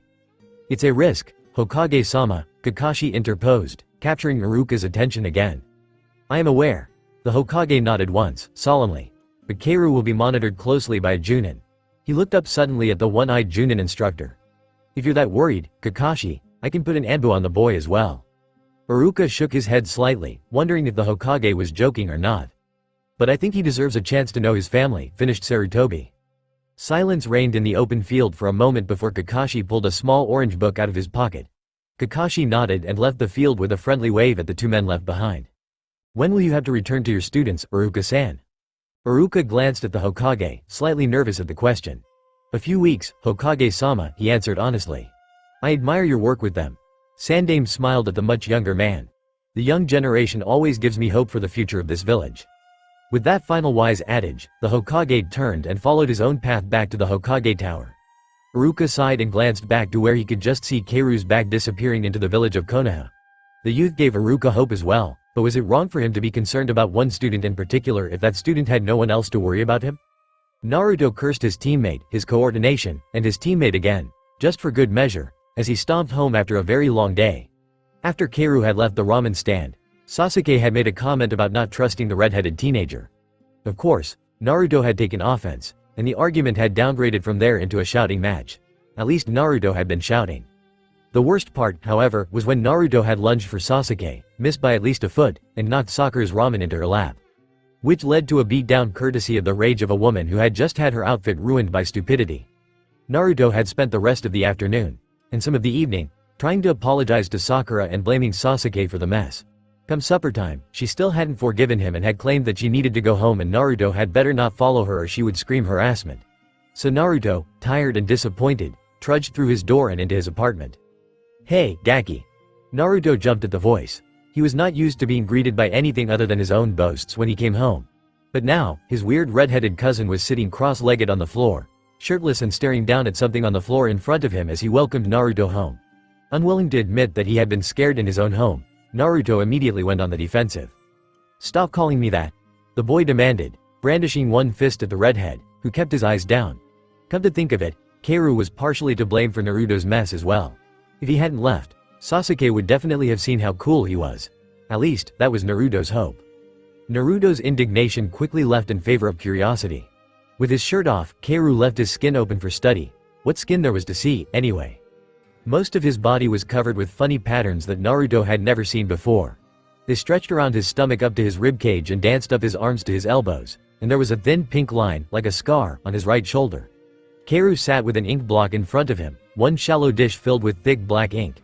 He took a kunai in one hand and pressed the blade to the pad of his left thumb, slicing the flesh. Naruto's eyebrows knitted together underneath his hide. Hey, what are you doing? He asked, slightly concerned now that his cousin was bleeding. Staying alive, Keiru answered shortly. He leaned forward to hold his wounded thumb over the dish of ink and let the blood drip into the blackness. He kept his eyes on his work even as Naruto stepped forward, curious. Keiru pressed his forefinger to his thumb suddenly to stop the bleeding and traded his kunai for a brush with a worn wooden handle. Naruto ran his tongue over his lips and watched closely as Keiru used his brush to mix the blood in with the ink. Then, the older boy lifted the ink-laden brush and twisted his left hand so that he stared at the patterned skin on his forearm. Only then did he look up to meet Naruto's gaze. They're seals, explained Keiru. He looked back down and began tracing the black designs over with his brush. They keep the demon in me from killing me. Naruto's eyes flew from the brush drawing its smooth strokes to Keiru's face, which was already blank with concentration. Demon, breathed the boy. Naruto hadn't forgotten about his state of being or his recently acquired knowledge about what was sealed inside him. He just couldn't figure out what it meant yet. He knew he wasn't the same as the demon he carried. Iruka-sensei's words alone would have been enough to convince the young genin, but there was also the fact that Naruto thought he would have had a lot more power if he were really a giant fox demon. But he had never considered the possibility that someone else might be in the same situation as him. Keiru began slowly as he painted his skin. I guess it's mostly Yuki now, but... Keiru's explanation halted when the teenager looked up and met Naruto's eyes, which were still wide with the realization that his cousin was more like him than he knew. Keiru snapped his mouth shut suddenly as his cobalt eyes pierced into Naruto's nervous gaze. It'll get better, declared Keiru. His voice had dropped to a lower register, so that Naruto had to lean in closer in order to hear him. You'll prove them wrong about you, and they'll stop looking at you with those eyes. Naruto suddenly stood up straight again and stared at his cousin, wide-eyed. Wah! Was all that left in Naruto's open mouth. How had Keiru known about the looks that Naruto got? Did people with demons in them get the same looks everywhere? Hokage-sama told me about Kyuubi. Keiru's eyes flickered down to the ink between him and the boy before he looked back up. Blue eyes were burning now, fierce in their color with determination. It'll get better, Naruto. I promise, and I never go back on my word. Naruto believed him. He couldn't help it. He believed Keiru, that things would get better. Yeah, Naruto agreed. He drew the back of his hand over the skin beneath his nose, feigning an itch. For some reason, his nose was runny all of a sudden. Naruto sniffed loudly and looked back at his cousin, who was busy with his brush again. So, why are you painting your arms? He asked, some of his usual exuberance returning. The demon's chakra is tied into my own, answered Keiru, not looking up, but it's not supposed to be. These seals suppress it enough so that it doesn't burn through my chakra coils. Naruto nodded, even though he wasn't sure he understood. If Keiru's demon wasn't supposed to be inside him, how did it get there in the first place? And how could chakra burn through your coils? Would something like that happen to Naruto? He grimaced as thoughts of melting skin flashed through his mind. You wanna help? Naruto's head jerked up at Keiru's sudden offer. His older cousin had apparently finished his left arm and was holding out his brush towards Naruto. Hesitantly, Naruto knelt down on the floor in front of Keiru and took the brush between his fingers. What do I do? Naruto looked at Keiru timidly. Just trace over the lines. Keiru balled his right hand into a fist and held it out to Naruto, exposing the black seals on his skin. And don't mess up. Naruto gulped at the final admonition but grit his teeth and bent over the proffered arm. He stuck his tongue between his lips and almost bit down on the soft muscle in his concenter W the brush over the already existing lines. No one had ever trusted him with something like this before. He was helping to keep his cousin alive. Naruto's attention did not waver until he realized that his brush needed more of the bloodied ink. The Hokage made me a genin today, Keiru announced as Naruto loaded the brush with ink. I can help pay for the apartment if you want. Naruto almost shouted a happy, hell, yeah. The rent for his apartment took up a large chunk of the allowance he got from Hokage Gigi, and he didn't know how much the pay for missions would help if all he did was chase evil cats. But his voice suddenly died at the look on Keiru's face. It was hesitant and guarded. Like Keiru was afraid that Naruto would say no. Naruto glanced back down at the seals on the larger, stronger arms in front of his, and he wondered if Keiru had been hated. Maybe Keiru had been alone, too. But Naruto didn't know how to say that Keiru didn't have to be alone anymore, that he had Naruto now. Not when Naruto felt as alone as Keiru looked. So, Naruto settled for doing the best job on Keiru's seals that he possibly could, better than anyone else could do. Because this was family, and family should stick together, shouldn't they?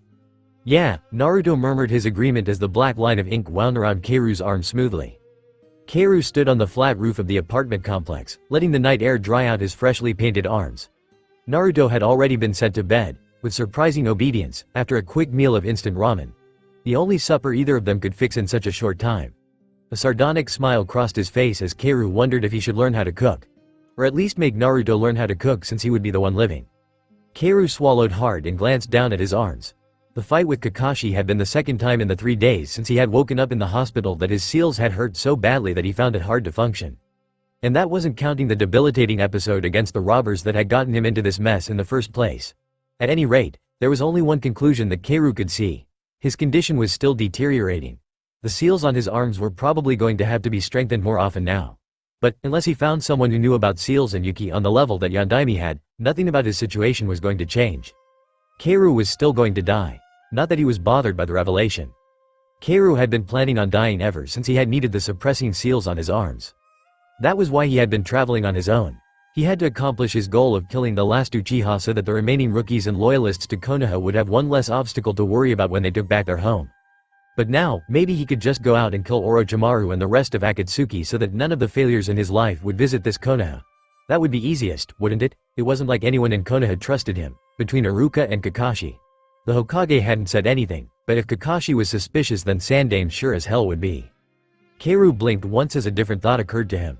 He looked down again, turning his right palm upwards to look at seals carefully drawn by a certain 12-year-old blonde. Keiru had told himself that he was offering Naruto the brush because Keiru wasn't that good at painting with his left hand. But that wasn't the real reason, and deep down, Keiru knew it. He liked being with Naruto. He couldn't consider himself the same person as the smaller blonde. There were too many years and far too many deaths between them. But, looking at Naruto, Keiru found the first of a long list of reasons to stay in Konoha. Uchiha Sasuke was in Konoha. He was 12 years old and an arrogant bastard, but he was a part of Team 7. Sandaime Hokage was still alive and ruling the village. Kurenai didn't have the lines of worry and fear that had been permanently etched into her face.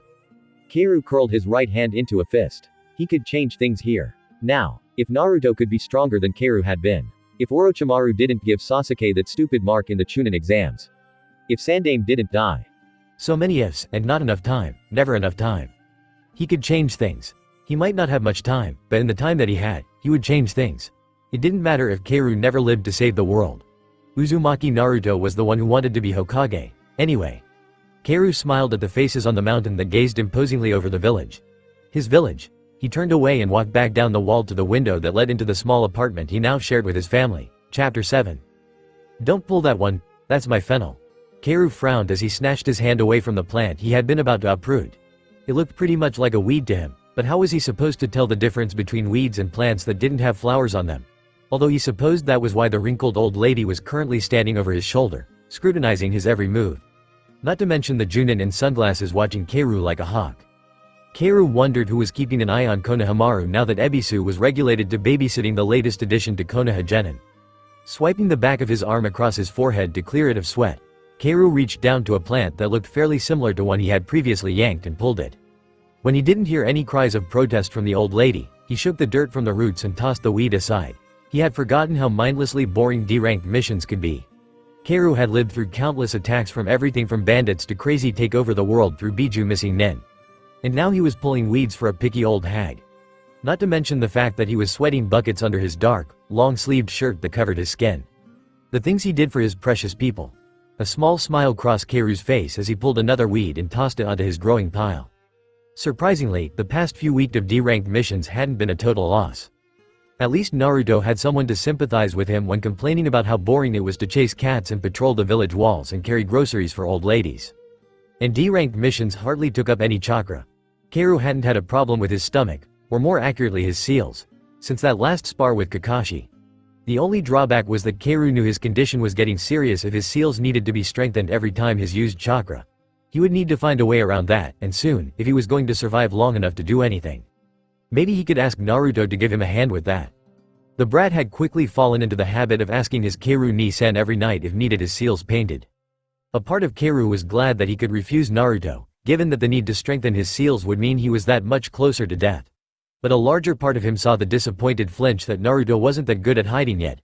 Naruto would turn away with tight shoulders, silently accepting the fact that his older brother figure didn't need him, and Karu would demand where he was going when Karu had so much to teach him. So far, Karu had worked mostly on the gaps in Naruto's knowledge. They had gone over basic history and ninja ranks, using as many examples of Naruto's acquaintances that Karu could think of. They both retained things better when they could connect what they were learning to personal experience. Karu hadn't even gotten to the finer points of Kage Bushin, but he was still unsure about that training. Kage Bushin was a kinjutsu for a reason. Each copy of the person had its own experiences and memories released whenever it dispelled. But too much information, and the originator's brain would fry. There was a more technical term for it, of course, but Karu couldn't remember what Sakura had called it. "Hey," Karu called over his shoulder suddenly. "Would I want me to do when I'm done?" "Why?" Ebisu frowned at the boy. "'Cause I'm done." Karu smirked at Ebisu's confusion. The Junin stepped closer and looked over his work suspiciously. Karu grimaced. Did the guy think that he would be a slacker just because he was supposed to be related to Naruto? Karu was offended. Or at least he could pretend to be. He was good at that. "I suppose the boy does good work," cracked out the old lady, eyeing her garden surreptitiously. Karu shot a triumphant, "So there, look at Ebisu," that quickly disappeared when the old lady took out a handful of crinkled bills and handed them over to the Junin. Karu watched the lady retreat into her house before he turned his attention back on the closet pervert. "I do all the work and you get paid?" Karu grumbled as he got to his feet and dusted the dirt off his knees. "You don't understand the economics of this village yet," Ebisu replied snippily. Karu scoffed and shook his head. He knew far more about this village than anyone thought. Not that he could afford to tell anyone that. At any rate, he knew what would happen to the money. Those who hired ninja paid the village proper, then the funds were distributed to the ninja who completed the mission according to the rank of the mission. "Hokage-sama needs our mission report," the Junin reminded his shorter companion. Karu just turned around with a lazy wave. "Have fun with that." He started walking away until he knew Ebisu would be fuming behind him. Only then did Karu look back over his shoulder at the flustered Junin. "What?" Karu's tone was a mixture of demand and surprise. "You make genin fill out mission reports in this village? Hard asses." Karu turned again and dashed away, taking full advantage of Ebisu's incredulity to escape. He threaded his way down a crowded street before diving into a small dango stand, leaving Ebisu chasing a Kage Bushin that had instructions to dispel as soon as possible. Keiru didn't want to waste any chakra. The redhead slipped his gloved hands in his pockets and stepped casually out of the stand. The corners of his mouth lifted easily as he started walking in the opposite direction as the flustered Ebisu. It was only mid-afternoon. Keiru wondered if Kakashi was still as late as ever. "He's late again," grumbled Naruto as he sat beneath the tree. What kind of stupid teacher did we get stuck with? First, he gets hit with a falling eraser, then he shows up late for everything. "Naruto," Sakura snapped a reprimand at the boy. "Kakashi-sensei is a Junin. You should show some respect." Resting his back on the railing of the bridge that crossed the river that ran through the northern part of Konoha, Sasuke scoffed at the antics of his teammates. Secretly, though, he agreed with the loud-mouthed boy. If he was just going to sit and wait around for his sensei, he would rather do so at home, where he could practice his shuriken throws. "Hey, kids!" Sasuke's head shot up at the friendly call. A redhead dressed in dark colors from his collar to his ankles waved at Team 7 as he approached the bridge. He wore a Konoha Hite 8 tied around his left bicep and a shuriken holster on his thigh, and he was sporting the same grin that Sasuke had seen frequently on Naruto. "Hey, Keiru-ni-san."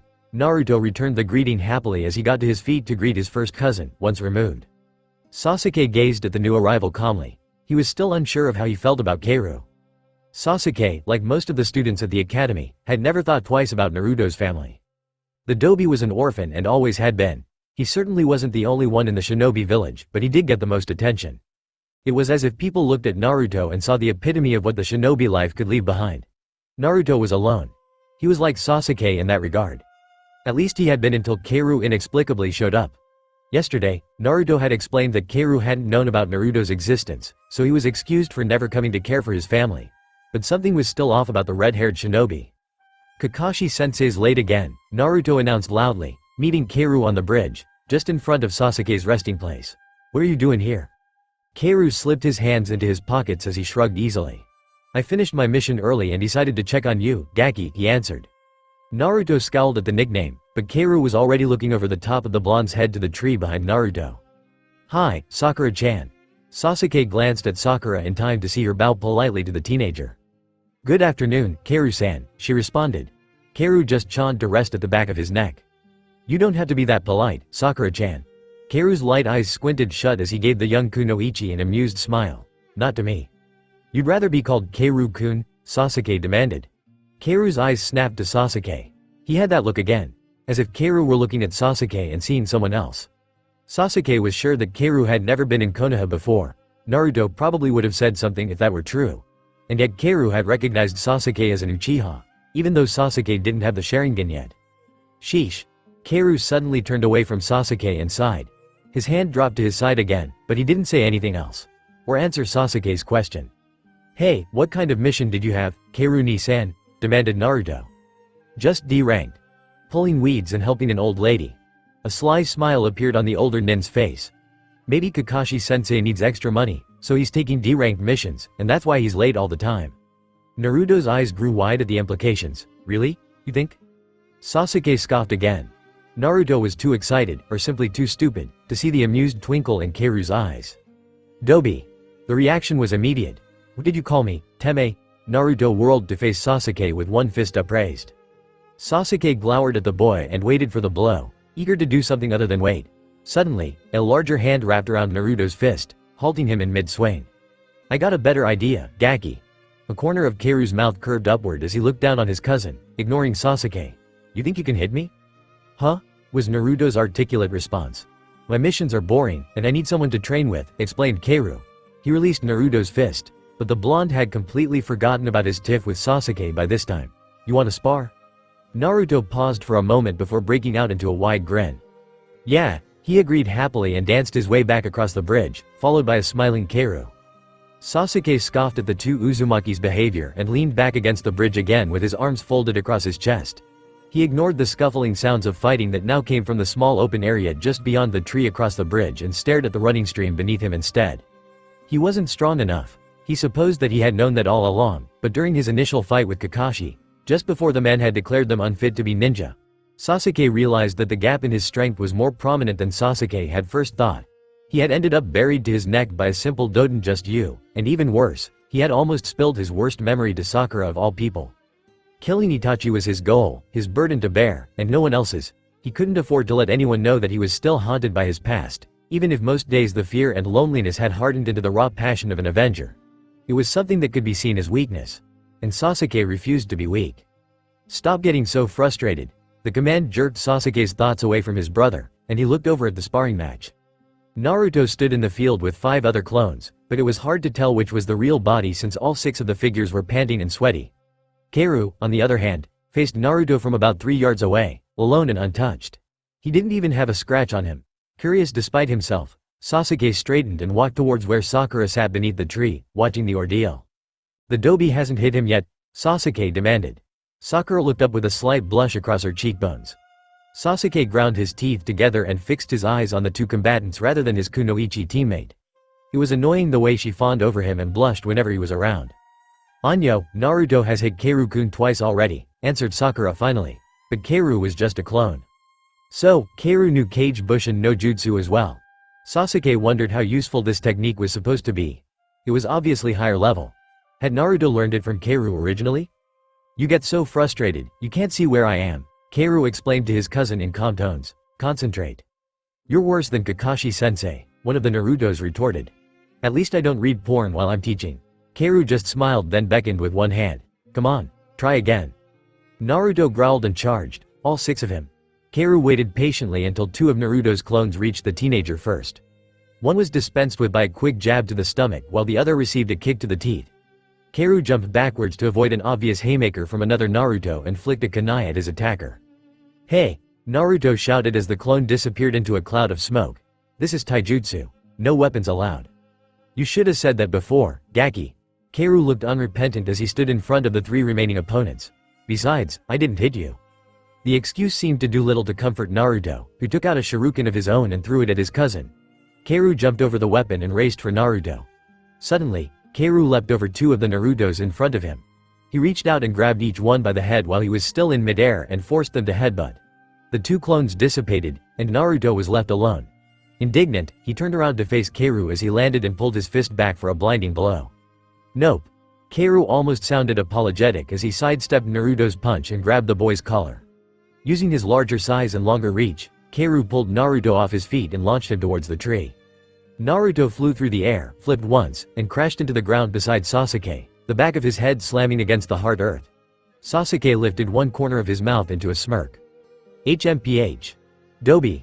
However disappointed Sasuke was with his own growth, at least he felt secure in the knowledge that he couldn't be worse than Naruto. His smirk grew slightly wider at Naruto's standard reaction when the blonde snapped his head around with a look of absolute indigence. "Shut up, Uchiha." Sasuke shifted to glare at Kaoru, who was standing in the middle of the open area with his arms folded. The redhead was frowning, apparently displeased with the scene that met his eyes. "You couldn't do any better." Kaoru's statement wasn't a form of bragging. He sounded like Kakashi, just explaining how weak Sasuke still was. "You're comparing me to that loser?" demanded Sasuke as he grit his teeth together. He was not weak. Kaoru studied Sasuke seriously for a moment before one corner of his mouth turned up in a knowing smile. "Yeah, I'd say the similarities are all there," Kaoru declared and summarily turned his back on Sasuke. Sasuke balled his hands into fists, hot anger boiling up from his gut. He was not weak, he refused to be weak. "Sasuke-kun," Sakura shouted, leaping to her feet. Sasuke ignored her worried cry and ran at Kaoru's back. Kaoru just kept walking calmly before he launched himself into the air. Sasuke tracked the taller nin's path of motion easily. He could see Kaoru's body as the taller boy arched over Sasuke's head, twisted in midair, and landed behind him, facing the angry genin.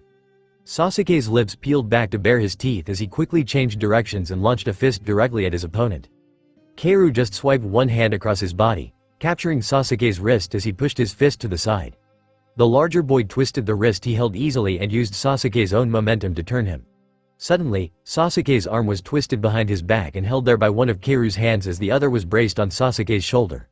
Kaoru leaned over the shorter boy's shoulder so that his mouth lined up with Sasuke's ear. "Am I going slow enough for y'all?" demanded the victor. Sasuke let out a frustrated cry and tore away from Kaoru's grip. The fact that Kaoru released him before he used any escape techniques only further angered and faced Kaoru again. This time Kaoru charged. Sasuke avoided the first blow and was forced to go on the defensive. He blocked, he dodged, but Kaoru kept pounding at him. After a few minutes, Sasuke noticed something. Every so often, Kaoru's offense would leave an opening. His arm would linger above his head for just a second, or his fist would remain cocked back for longer than it needed to, leaving Sasuke an opportunity that he wasn't sure if he should take. "Sasuke," Kaoru muttered with a frown, "you're better than that." Sasuke bared his teeth and thrust his fist into one of the openings Kaoru provided. Before his punch could connect, Kaoru's hand came up to slap Sasuke's hand. Not hard, but enough to force his fist down a few inches into a new position where his punch would connect with Kaoru's ribs. Or at least it would have if Sasuke hadn't dropped his fist out of shock. What the heck was Kaoru trying to do? The fight continued with several repeats of Kaoru's performance. Using slaps or taps, Kaoru would move Sasuke's punches or kicks into positions where they would do more damage than Sasuke originally planned. And yet, Sasuke still couldn't hit the genin. Then, Sasuke saw Kaoru's eyes flicker to their audience by the tree. "Sasuke!" Naruto cried, more in worry than anger. Capitalizing on the momentary distraction, Sasuke planted his feet and launched a punch right at Kaoru's face. Kaoru's eyes turned back to Sasuke just in time to catch a fist across his jaw. Kaoru's head snapped to the side with the force of the blow, and Sasuke smirked triumphantly. Still frozen in his place, Kaoru lifted his eyes and muttered 2 words. "Hey, Hitaki." Surprised, Sasuke turned towards the tree. Naruto and Sakura were on their feet, accompanied by a Junin with only one eye showing and a small orange book in one hand. "Ma, are you lost, Kaoru-kun?" asked Kakashi. Kaoru lifted one hand and rubbed his thumb against the edge of his mouth where a bruise was quickly forming. "Your students were bored, so we were sparring," he responded easily. His hand dropped again as he smiled at Kakashi. "See what you miss when you're late, Kakashi-sensei." Sasuke studied the teenager in front of him. Kaoru's smile didn't quite reach his eyes. He was hiding something, but Sasuke didn't know if it was a reaction to Kakashi or disappointment that Sasuke had managed to hit him. "Ah." Kakashi didn't respond much to Kaoru's statement. "I think someone was looking for you." Sasuke glanced over Kakashi's shoulder to see a man in dark clothes and sunglasses standing on the bridge, looking very displeased with something, or someone. Yeah. Kaoru rubbed the back of his neck tiredly, back to business. He rolled his shoulders back and lifted his hand in a lazy wave at no one in particular. "See y'all later, brats." "What were you doing?" Sasuke demanded before Kaoru could walk away. Kaoru glanced over his shoulder at the Uchiha with a slight frown. "Don't get pissy, Uchiha," the taller genin commanded quietly. "You won, anyway." "That wasn't sparring," countered Sasuke. "You were." His eyebrows knitted together as he came to a realization, teaching. Kaoru had been forcing Sasuke to see his own mistakes. Whatever positions Sasuke had off, Kaoru would correct by moving Sasuke's attacks. He had been teaching. "That depends." A slow smile crossed Kaoru's lips as he brushed the back of his hand against the corner of his mouth again. "Learn anything?" Before Sasuke could respond, Kaoru turned away and started for the bridge, where the man in sunglasses was waiting for him. "Bye, Sakura-chan," the redhead called as he passed the 3 ninja beneath the tree. Sasuke slowly approached his team, still watching Kaoru's back. How did Kaoru know how good Sasuke was supposed to be? And why was the teenager presuming to teach him anyway? Nothing made sense about Naruto's new cousin. Naruto captured the lower of his lip in his mouth and frowned as he studied the people below him. He was perched on the edge of the flat roof that covered his apartment building, his legs dangling below him. He was tempted to get some water balloons or at least some spitballs to launch at unsuspecting victims' heads from his vantage point. But there were more important things at stake here than mere pranks. "What about that one?" Naruto pointed out a dark-haired man who looked about the same age as his companion. "What about him?" repeated Kaoru in a patient tone. That was one thing that Naruto had quickly learned about his older cousin. Kaoru was a good teacher. "He walks like Iruka-sensei." Naruto knitted his eyebrows together as he tried to find the words to describe what he saw. Hopefully, he looked up at Kaoru, who sat in a similar position on the roof next to him, right? Kaoru nodded, pleased. "Yep," he answered, then frowned at the man in plain clothes that Naruto had pointed out. "I think he's a Junin." "Yes." Naruto pumped one fist in the air triumphantly. After supper, and after Naruto had caught Kaoru trying to repaint his seals without any aid and summarily had helped his cousin out, Kaoru had dragged Naruto onto the roof. Literally. Naruto was going to ask how Kaoru had managed to walk vertically up the side of the building, but first he had to finish this task. Kaoru had challenged Naruto to point out all the people below them who were off-duty ninja. It was harder than Naruto thought, since the shinobi he was looking for didn't have any vests or hide to identify them. But he was determined to make Kaoru proud. "Hey, that guy's a ninja, too, right?" demanded Naruto. "He's twitching." Well, that observation was obvious, at least. The man in question, maybe Kakashi's age, but it was hard to tell since Kakashi had all the hair of a 60-year-old man, was arguing with a younger man while his fingers rubbed together with a sense of regularity born of habit rather than rhythm. "Twitching just means he's annoyed," Kaoru announced after leaning forward to study Naruto's target. "Use your eyes, Gaki. They're your best feature." At the sight of Keiru's happy smile, Naruto quickly leaned away from his blood relation. "Ah, Keiru ni," he yelled, indignant. "Don't say weird stuff like that." Keiru seemed to catch Naruto's meaning immediately as he waved his hands in front of him and frowned at Naruto the way Sakura did when her teammate said something wrong. "That's not what I meant, baka," Keiru snapped immediately. Keiru huffed and turned back to studying the street below them as Naruto shot him a dubious glare. But then Keiru's face fell into a solemn gaze over the village. Konoha has always had really strong eyes, Keiru noted, mostly because of their dujutsu. Huh? Naruto hoped that this wasn't something he was supposed to know. Funny, though, his ignorance never seemed to bother Keiru like it did his teammates. They're Kekkei Genkei. Keiru turned to Naruto and explained simply. Bloodlines that are passed on through families. And they have to do with eyes. The Hyuga have the Byakugan. Hyuga? Naruto repeated. That was the name of that weird girl in Naruto's graduating class. The one that always looked like she had a fever. Like Hinata-chan. Keiru looked over at Naruto and nodded seriously. Yeah, he murmured. She's got a big clan for a family. It's not just her sister and her dad. Naruto cocked his head to the side slightly and thought. He had never seen Hinata with her family, but he thought that would be nice, to have a giant family to look out for. The other one's the Sharingan. Keiru's voice interrupted Naruto's ponderings for a moment. From Uchiha. Sasuke Teme? Naruto frowned. He's got a bloodline? His frown quickly fell into a sullen pout. It figured that the bastard had yet another advantage that Naruto didn't have. Why couldn't Naruto have some cool ability that would make even Sasuke jealous? Yeah, it used to be an all Uchiha, but now Sasuke's the only one left. Naruto frowned at Keiru, but the older boy was staring out over rooftops again with that serious gaze De used when he wasn't happy. His family was killed, ya no, Keiru suddenly announced, glancing from the corner of his eye at Naruto. Naruto blinked and quickly fell serious himself. Somewhere in his mind, he had registered the fact that Sasuke was alone, like him. But it wasn't something he thought of often. Usually, he was too busy trying to find some way to get Sasuke to acknowledge him. Is that why he's such a bastard? Naruto demanded with a grimace. I'm sure it's part of it, Keiru chuckled and leaned back, bracing his hands behind him. His face became thoughtful as he transferred his stare from the village to the darkening sky. It's hard, being alone. Naruto looked at his cousin and scowled at the expression on his face. Keiru would get that pained look sometimes. Mostly at night when he thought Naruto wasn't looking. But we're not alone anymore, Naruto declared firmly. He wasn't alone, and neither was Keiru. Keiru didn't have to be so sad anymore. Keiru turned his head to look at Naruto fully, a surprised stare taking the place of Keiru's pain. But then Keiru's face settled in a more subdued smile as he wrapped one arm behind Naruto, resting his hand on the boy's shoulder. No, Naruto leaned into the arm behind him. Apparently the lesson was done for the night, but that was okay with Naruto. He was comfortable. Keiru leaned forward and gazed down at the street below them. He hummed to himself thoughtfully. We should have brought some spitballs up here or something. Naruto broke into a wide grin. Suddenly, he didn't care what kind of crazy eyes or blood whatever Sasuke had. Naruto had best big brother in Konoha.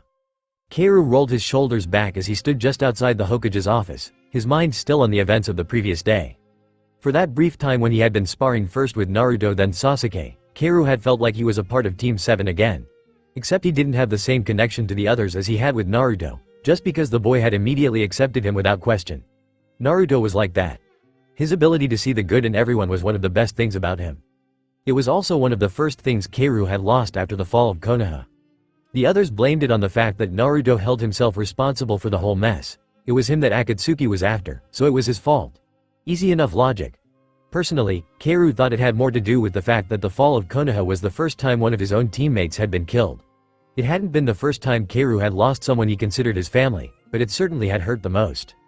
Suddenly, the doors to the Sandame's office opened, and Keiru was surprised to see three familiar genin march past him.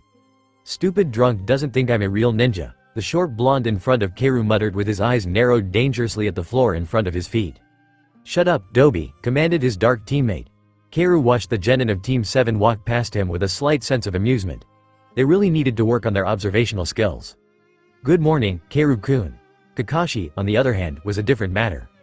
Hey, Keiru just gave the man a lazy wave. He felt a bit like Shikamaru, but he was still unsure of what he was supposed to call the man who had taught him and didn't even know who he was. At the sound of his name, the three genin turned around to face the taller boy. Hey, Keiru ni, shouted Naruto enthusiastically. Keiru smiled at the sight. Sakura, feeling herself included in Keiru's good mood, smiled back and nodded a silent greeting to her teammate's relative. Sasuke merely took to staring at the redhead. Keiru wasn't sure if the Uchiha was glaring or just observing. But observing would probably be a good guess after Keiru had fought, or taught, Sasuke to within one punch yesterday. "Guess what?" Naruto demanded. "We finally got a cool mission. I'm so gonna kick ass. Just watch me, Ni-san." Keiru grinned. Oh, he was watching, alright, stupid brats. The simple grumble was enough to snap Keiru's head around to face the older man who stood in the doorway, holding a half-drained sake jug in one hand. Keiru's eyes widened briefly, then narrowed in realization. Naruto's first, cool mission would also be the first time he saw someone die in front of his eyes. If you wanted someone stronger, you should have paid for a higher-ranked mission, OGG. Keiru folded his arms across his chest firmly. Tazuna's eyes widened nervously as he glanced at Keiru before he looked back at the genin team that was supposed to keep him and his bridge safe. Suddenly, Tazuna scoffed. "As long as they can get me to Wave Country in one piece," Tazuna began, then trailed off. "Doesn't sound too hard." Keiru smirked at Tazuna's obvious discomfort. Then, the redhead noticed Kakashi's eye on him. He snapped his mouth shut suddenly. There was no reason for him to give Kakashi more reason to be suspicious of Keiru. However, if he could get Kakashi to be suspicious of Tazuna, maybe he would exercise a little more caution on this mission. Or maybe he had just made the man paranoid and Kakashi would drop the mission as soon as the demon brothers showed up. "Keiru-kun." Another voice from inside the office gained Keiru's immediate attention. He glanced past Tazuna to where Ebisu stood in front of Sarutobi's desk. Keiru gave both of the men a nervous smile before he entered the room, leaving Team 7 and their dubious C-ranked mission on the other side of the door. Sandame puffed at his pipe as Keiru entered the room with a slightly sheepish look.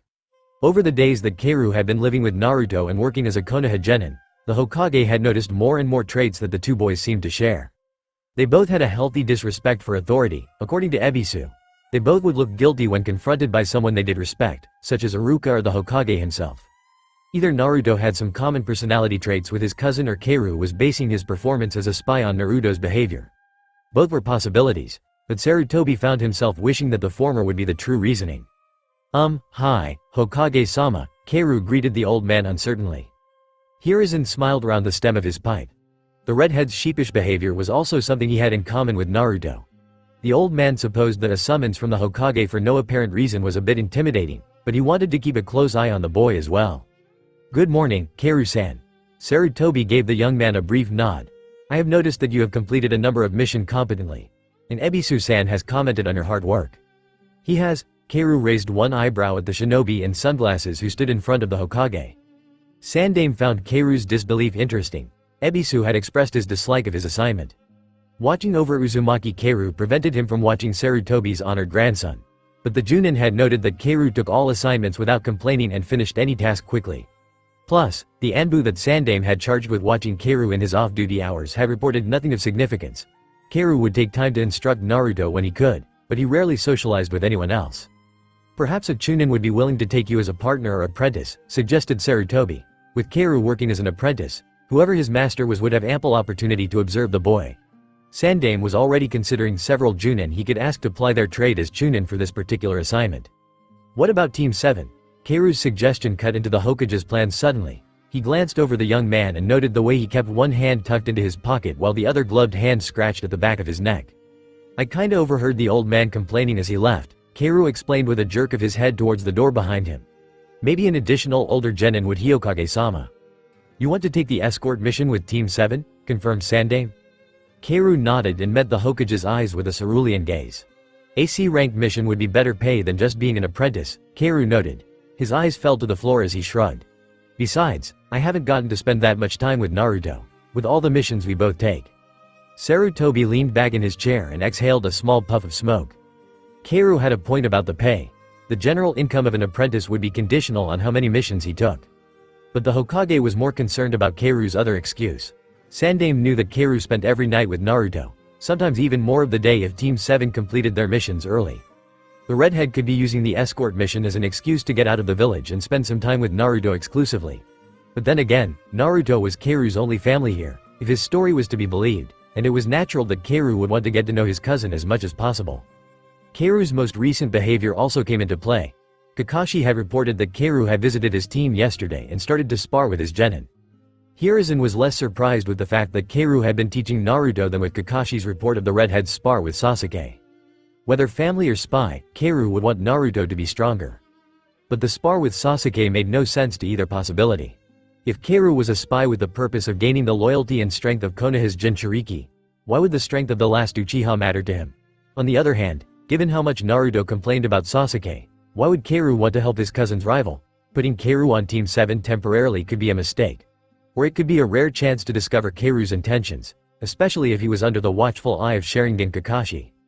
Very well. Sandaime made his decision. I shall inform Kakashi to expect another member on his team tomorrow. Keiru broke into a genuine smile with a hint of relief behind it. This assignment was important to him. Thank you, Hokage-sama. The older genin nodded briefly at the old man, a poor excuse for a bow, but one that was common for ninja who learned not to take their eyes off anyone who could whip a kunai from a holster in a second. Sarutobi nodded back as he watched the boy turn and leave. Danzo was right, he was getting soft in his old age. He truly wanted Keiru to be Naruto's family. He wanted Keiru to want Naruto to become strong for his own sake, not for the purpose of being a weapon. He wanted the village of Konoha to recognize Naruto for what he was. A young boy who carried a burden that he had had no choice in and yet burned with the will of fire that had shone so brightly in the Yondaime Hokage. Sarutobi Hiruzen opened his mouth and breathed out a ring of smoke towards the ceiling. Perhaps it was time to start thinking about retirement, again. But first he had a Junin to summon to inform him of the slight change in the parameters of the escort mission he had just been assigned, Chapter 8. Nara Shikamaru leaned against the counter and listened to his new teammate rant. And now I'm going to smell like smoke every time we have to be with our sensei, continued Yamanaka Ino from her place behind the counter. Her brow was furrowed in concentration and her eyes blaze. Sasuke-kun isn't going to want to be with a girl that smells like cigarettes. How am I supposed to win his heart now? That forehead girl already gets to spend time with him because they're teammates. Shikamaru couldn't really care less about Asuma-sensei's smoking habit. He was already counting himself lucky that he had gotten put with a sensei that was lazy enough to play shogi with him, even if the man always lost. Shikamaru suspected that Asuma kept asking his student for a game just to observe him. One of the first things that Asuma had done with his team, after they had passed his personal test, was to test Shikamaru's IQ. Shikamaru had always known that his intellect was one of the highest among his peers, and the final resulting number meant little to him. It was just one more thing that got in the way of his cloud watching. And now he was forced to listen to Ino complain about her distinct lack of a love life when he was supposed to be telling her that she was late for the team meeting. TCH, troublesome, Shikamaru sighed to himself, not really caring if Ino heard him or not. Unfortunately, he was also quickly learning that all troublesome women had naturally sharp ears. What did you? Ino turned onto her genin teammate and glared at him with all the strength of a woman ignored. Only the faint sound of the shop door opening saved the Nara from brutal questioning. Hello, may I help you? Inquired the 12-year-old blonde with a sweet smile. Shikamaru shook his head and wondered, not for the first time either, if Ino's mood swings could be attributed to some kind of hench or just plain female hormones. The redhead who had just entered the flower shop rubbed one hand against the back of his neck. Ah, I need some flowers, he remarked unhelpfully, I'm not sure what kind. Shikamaru studied the new arrival to the store, even though he was supposed to be admonishing Ino to hurry up and meet the rest of their team. The redhead looked about 17 or 18, and he was dressed like a shinobi in plain, dark clothes. However, the only form of identification he had was the hide-8 around his arm and the holster on his right thigh. No vest meant that he was probably a genin, if not an older one. His eyes focused on Ino instead of wandering the store in search of his flowers. Well, what do you want to say? Ino moved out from behind the counter as the ninja continued to stare at her. She flitted among the displays of flowers and vases that peppered the store. A chrysanthemum means, you are a wonderful friend, and a gardenia is for a secret love.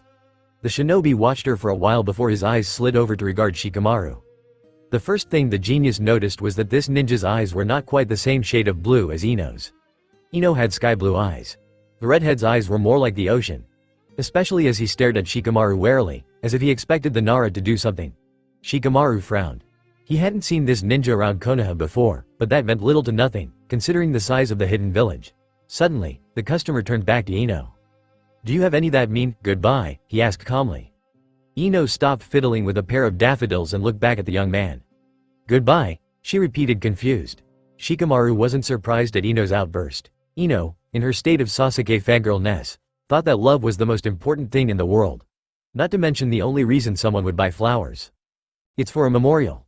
Shikamaru watched Ino's face fall into a mixture of embarrassment and sympathy only slightly slower than she had morphed from anger to welcoming when the man had first come into the store. Oh, murmured Ino quietly. I'm sorry. The teenager smiled, a comforting, understanding smile that belonged on someone like Sandaime, not a genin. You didn't know, he excused her easily. Ino nodded then silently turned away to pick up another bouquet. The strange customer glanced back at Shikamaru with that same expectant look. Like he wanted to say something important. Shikamaru considered glaring suspiciously at him until he just spat it out until he realized that glaring would take too many muscles. Troublesome, Shikamaru summarized the entire situation succinctly. To his surprise, the older genin broke into a wide grin and shook his head as if reliving an inside joke. "Hey, Shikamaru." Shikamaru looked to the door of the shop and met the gaze of his rotund friend. Choji was standing in the open door, waiting expectantly for his best friend and the girl they were both unfortunate enough to be placed in a team with. "I think Asuma-sensei's getting impatient," the Akamichi announced a little worriedly. Shikamaru nodded. Choji was always more of a peacekeeper than Shikamaru was, if only because the Nara simply preferred to ignore the conflicts around him rather than spend the energy trying to resolve them. Shikamaru turned back and opened his mouth to tell Ino to hurry up. His words caught in his throat silently when he saw the shinobi in the center of the store stare at Choji dangerously. He didn't look threatening, and he wasn't radiating sake as far as Shikamaru could tell.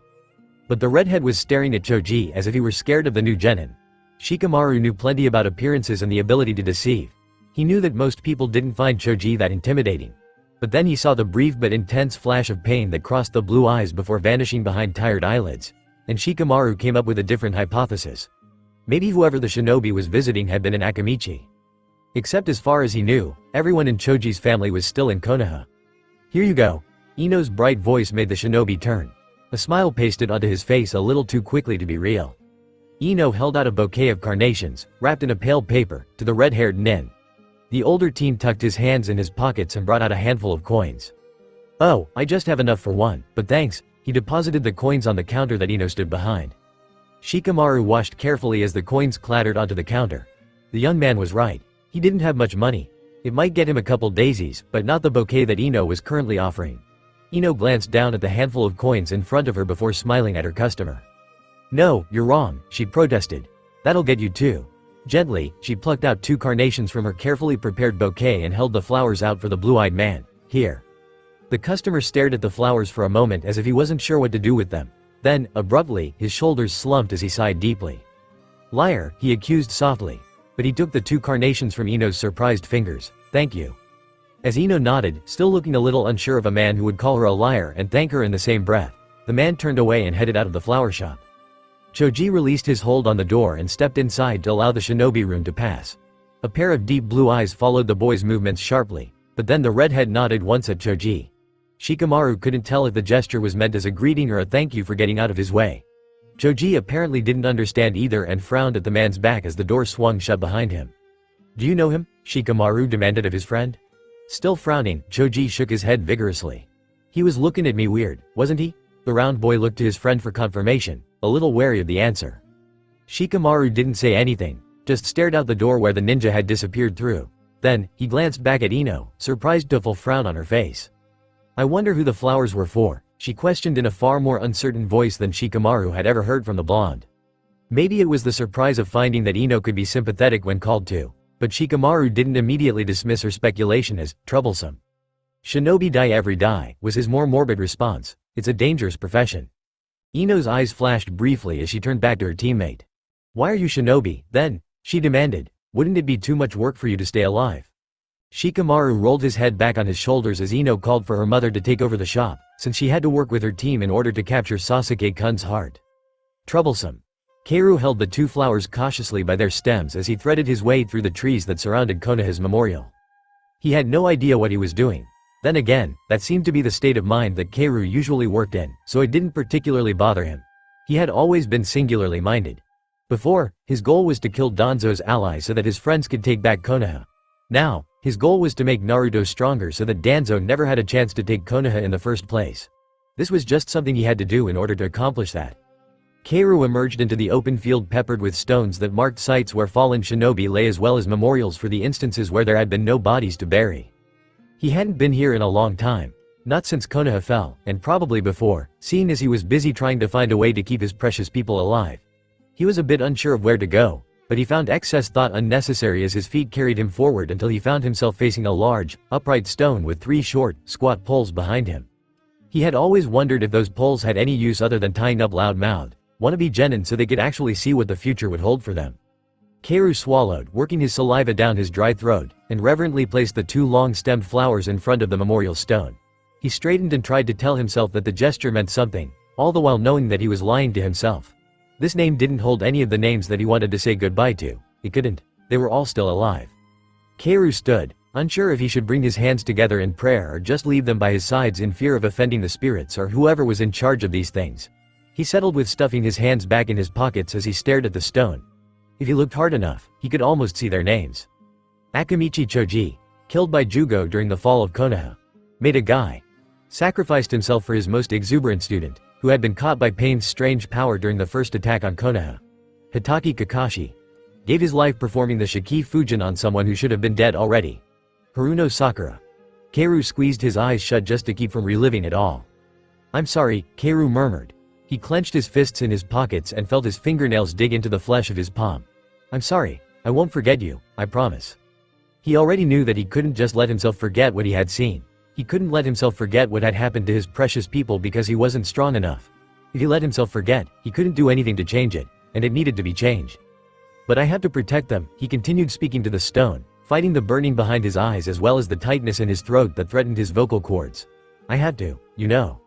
He could almost imagine Shikamaru or Kakashi-sensei nodding solemnly. They had understood his need to protect those precious to him. And now his precious people were all short, inexperienced genin.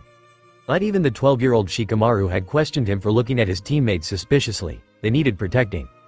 That was why he had to say goodbye. He needed to make Naruto, as well as his teammates, stronger. He couldn't afford to get caught up in what he left behind. Konoha was here and alive. That had always been his belief. As long as he had Konoha, he had a reason. And the definition of Konoha had become quite loose in Kaoru's mind. "Is it true?" The dark-haired Chunin asking the question leaned in closely to his lighter-haired companion. "The Hokage is dead?" There was still some confusion after the sudden retreat out of Konoha after the last remnants of Akatsuki had attacked it. Like Pain's attack, the fight had been destructive. Nearly a third of the hidden village had been left in flames. Some of the fires burned black and refused to be put out with Suiten or Dodenjutsu. The hasty retreat had been only half followed, mostly by the teenagers that currently surrounded the older genin, murmuring amidst themselves. "Yeah," the light-haired Chunin murmured back, shock and despair still evident in his voice. The attack had only been one day ago. Meanwhile, his companion scoffed. "If the position is open, maybe we should nominate the Kyuubi brat."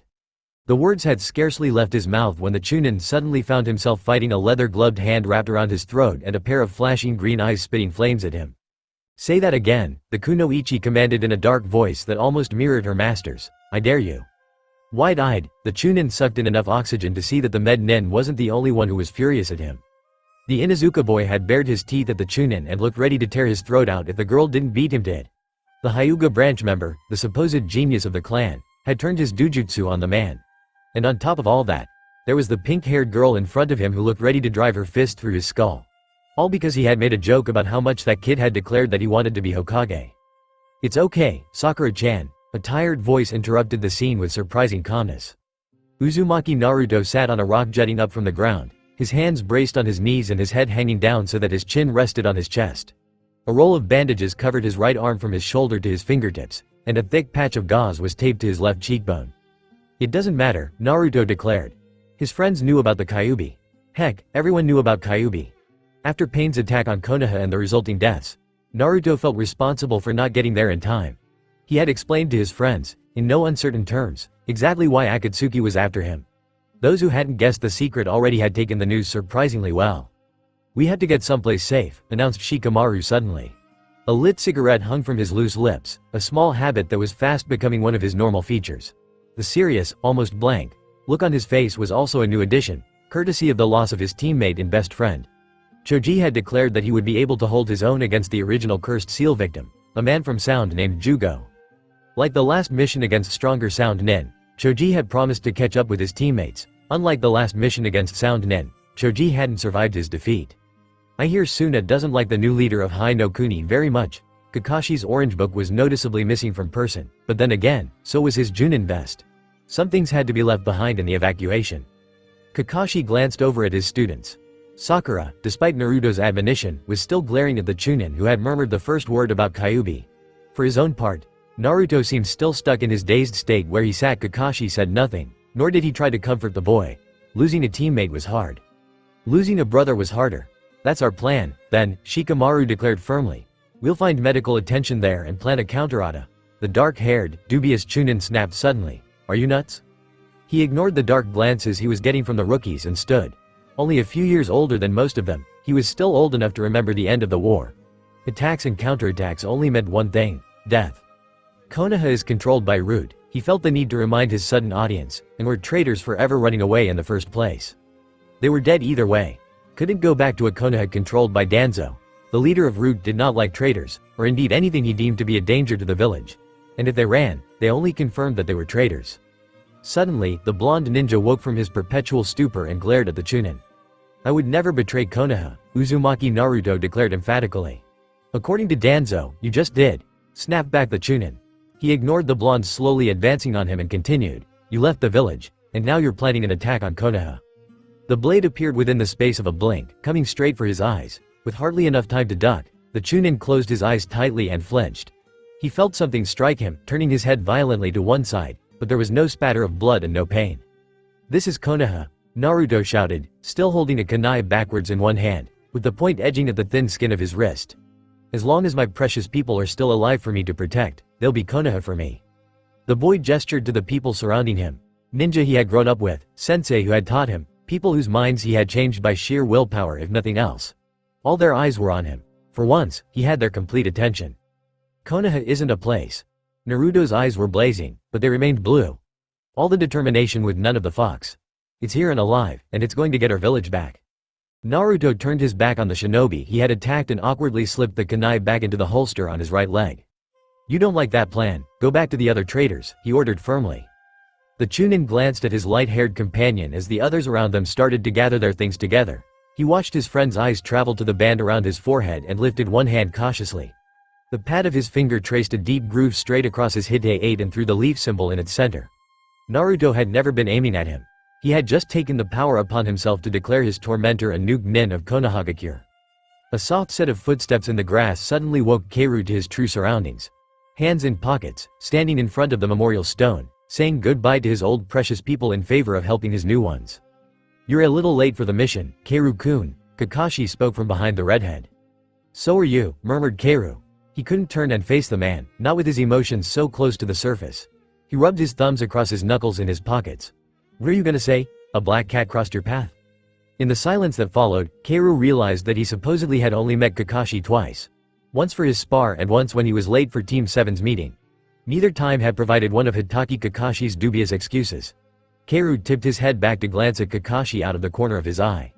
"Naruto complains about you a lot." Keiru hoped his white lie wouldn't get Naruto in trouble, but it was the simplest explanation he could think of off the cuff. Kakashi did not look impressed.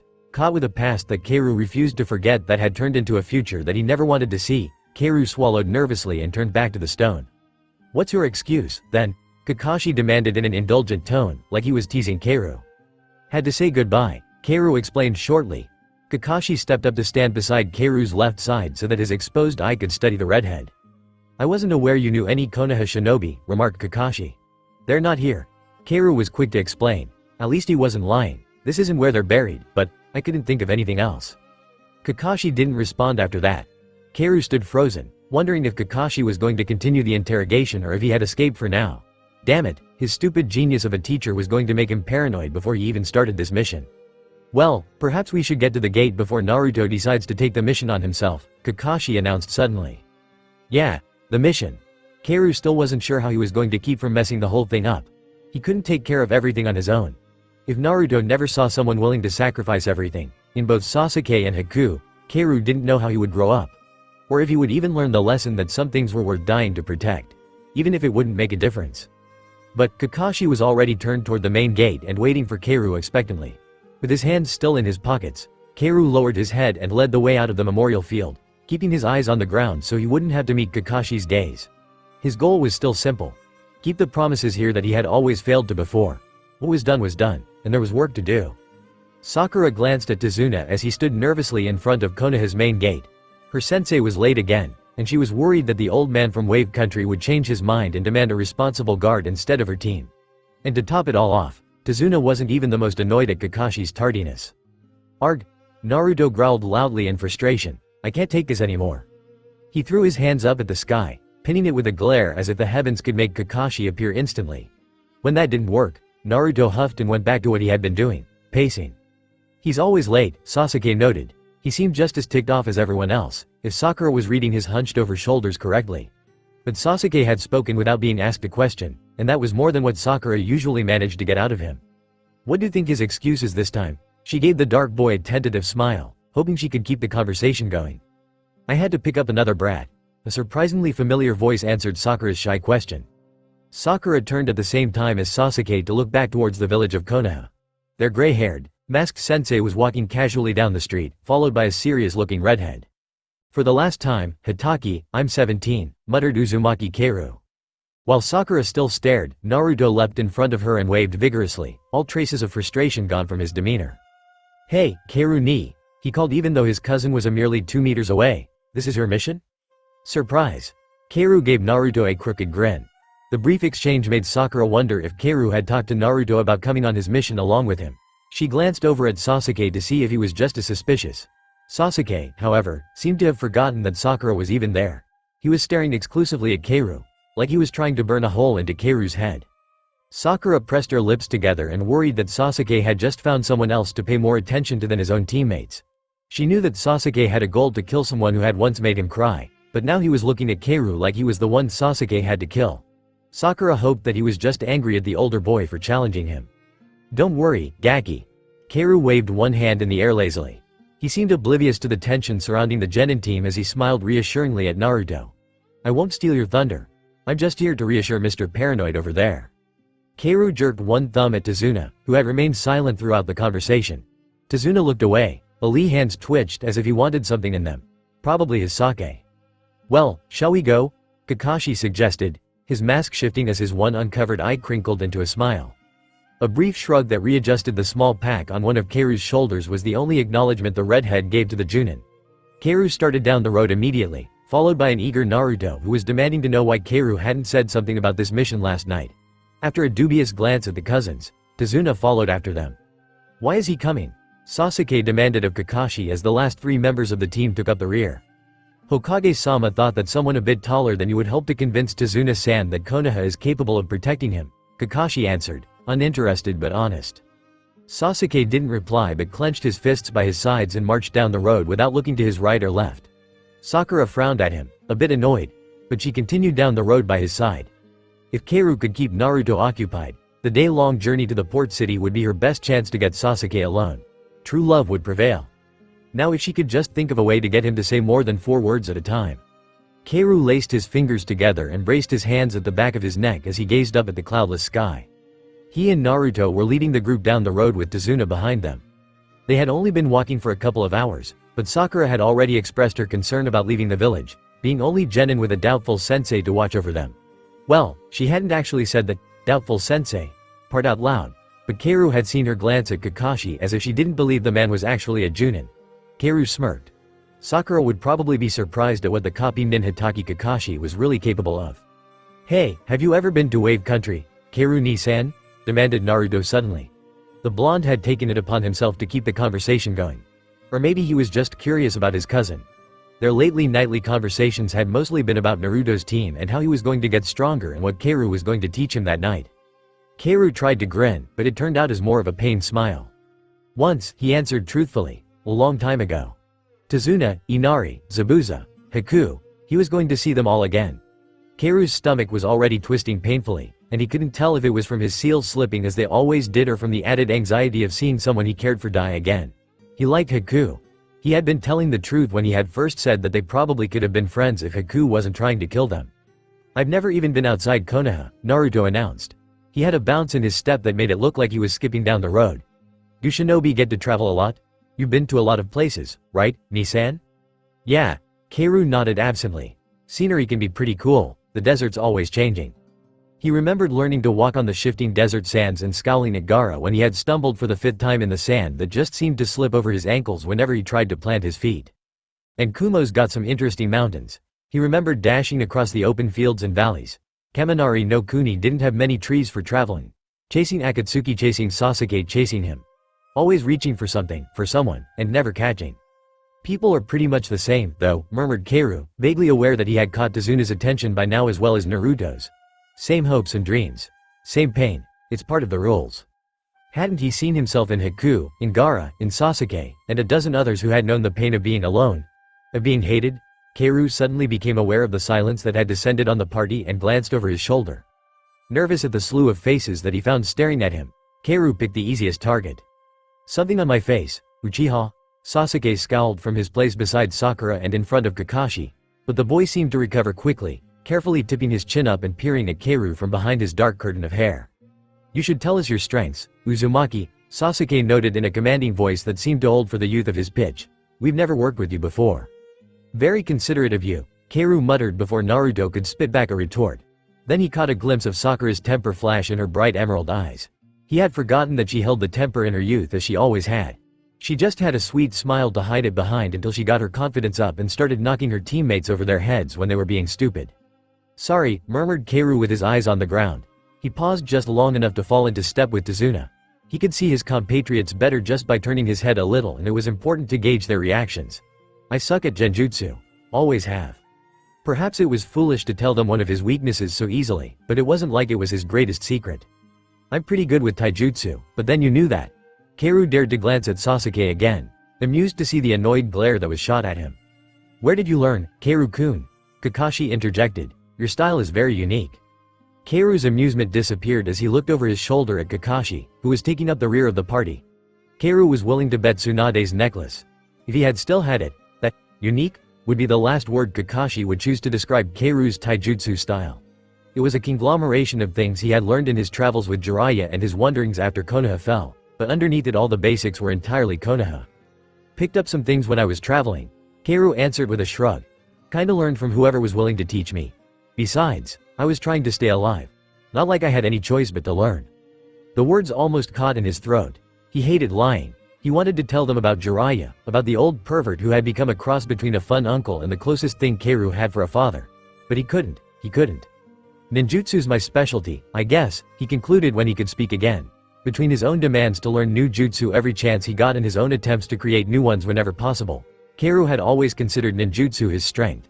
It left him in a bind with his suppressing seals, but hopefully he would be able to find a way around that. Hey, so you know a lot of cool techniques, right, Keiru ni? Naruto piped up again. Keiru gave the boy a wanna-know a secret smile and ignored the audience he knew he had. Wanna know my best one? He asked eagerly, leaning in close to his cousin. Naruto nodded vigorously and stretched his head forward to hear the super-secret Uzumaki technique. Kage Bunshin. Keiru stood up straight again, pleased with himself as he saw Naruto's shoulders slump dejectedly.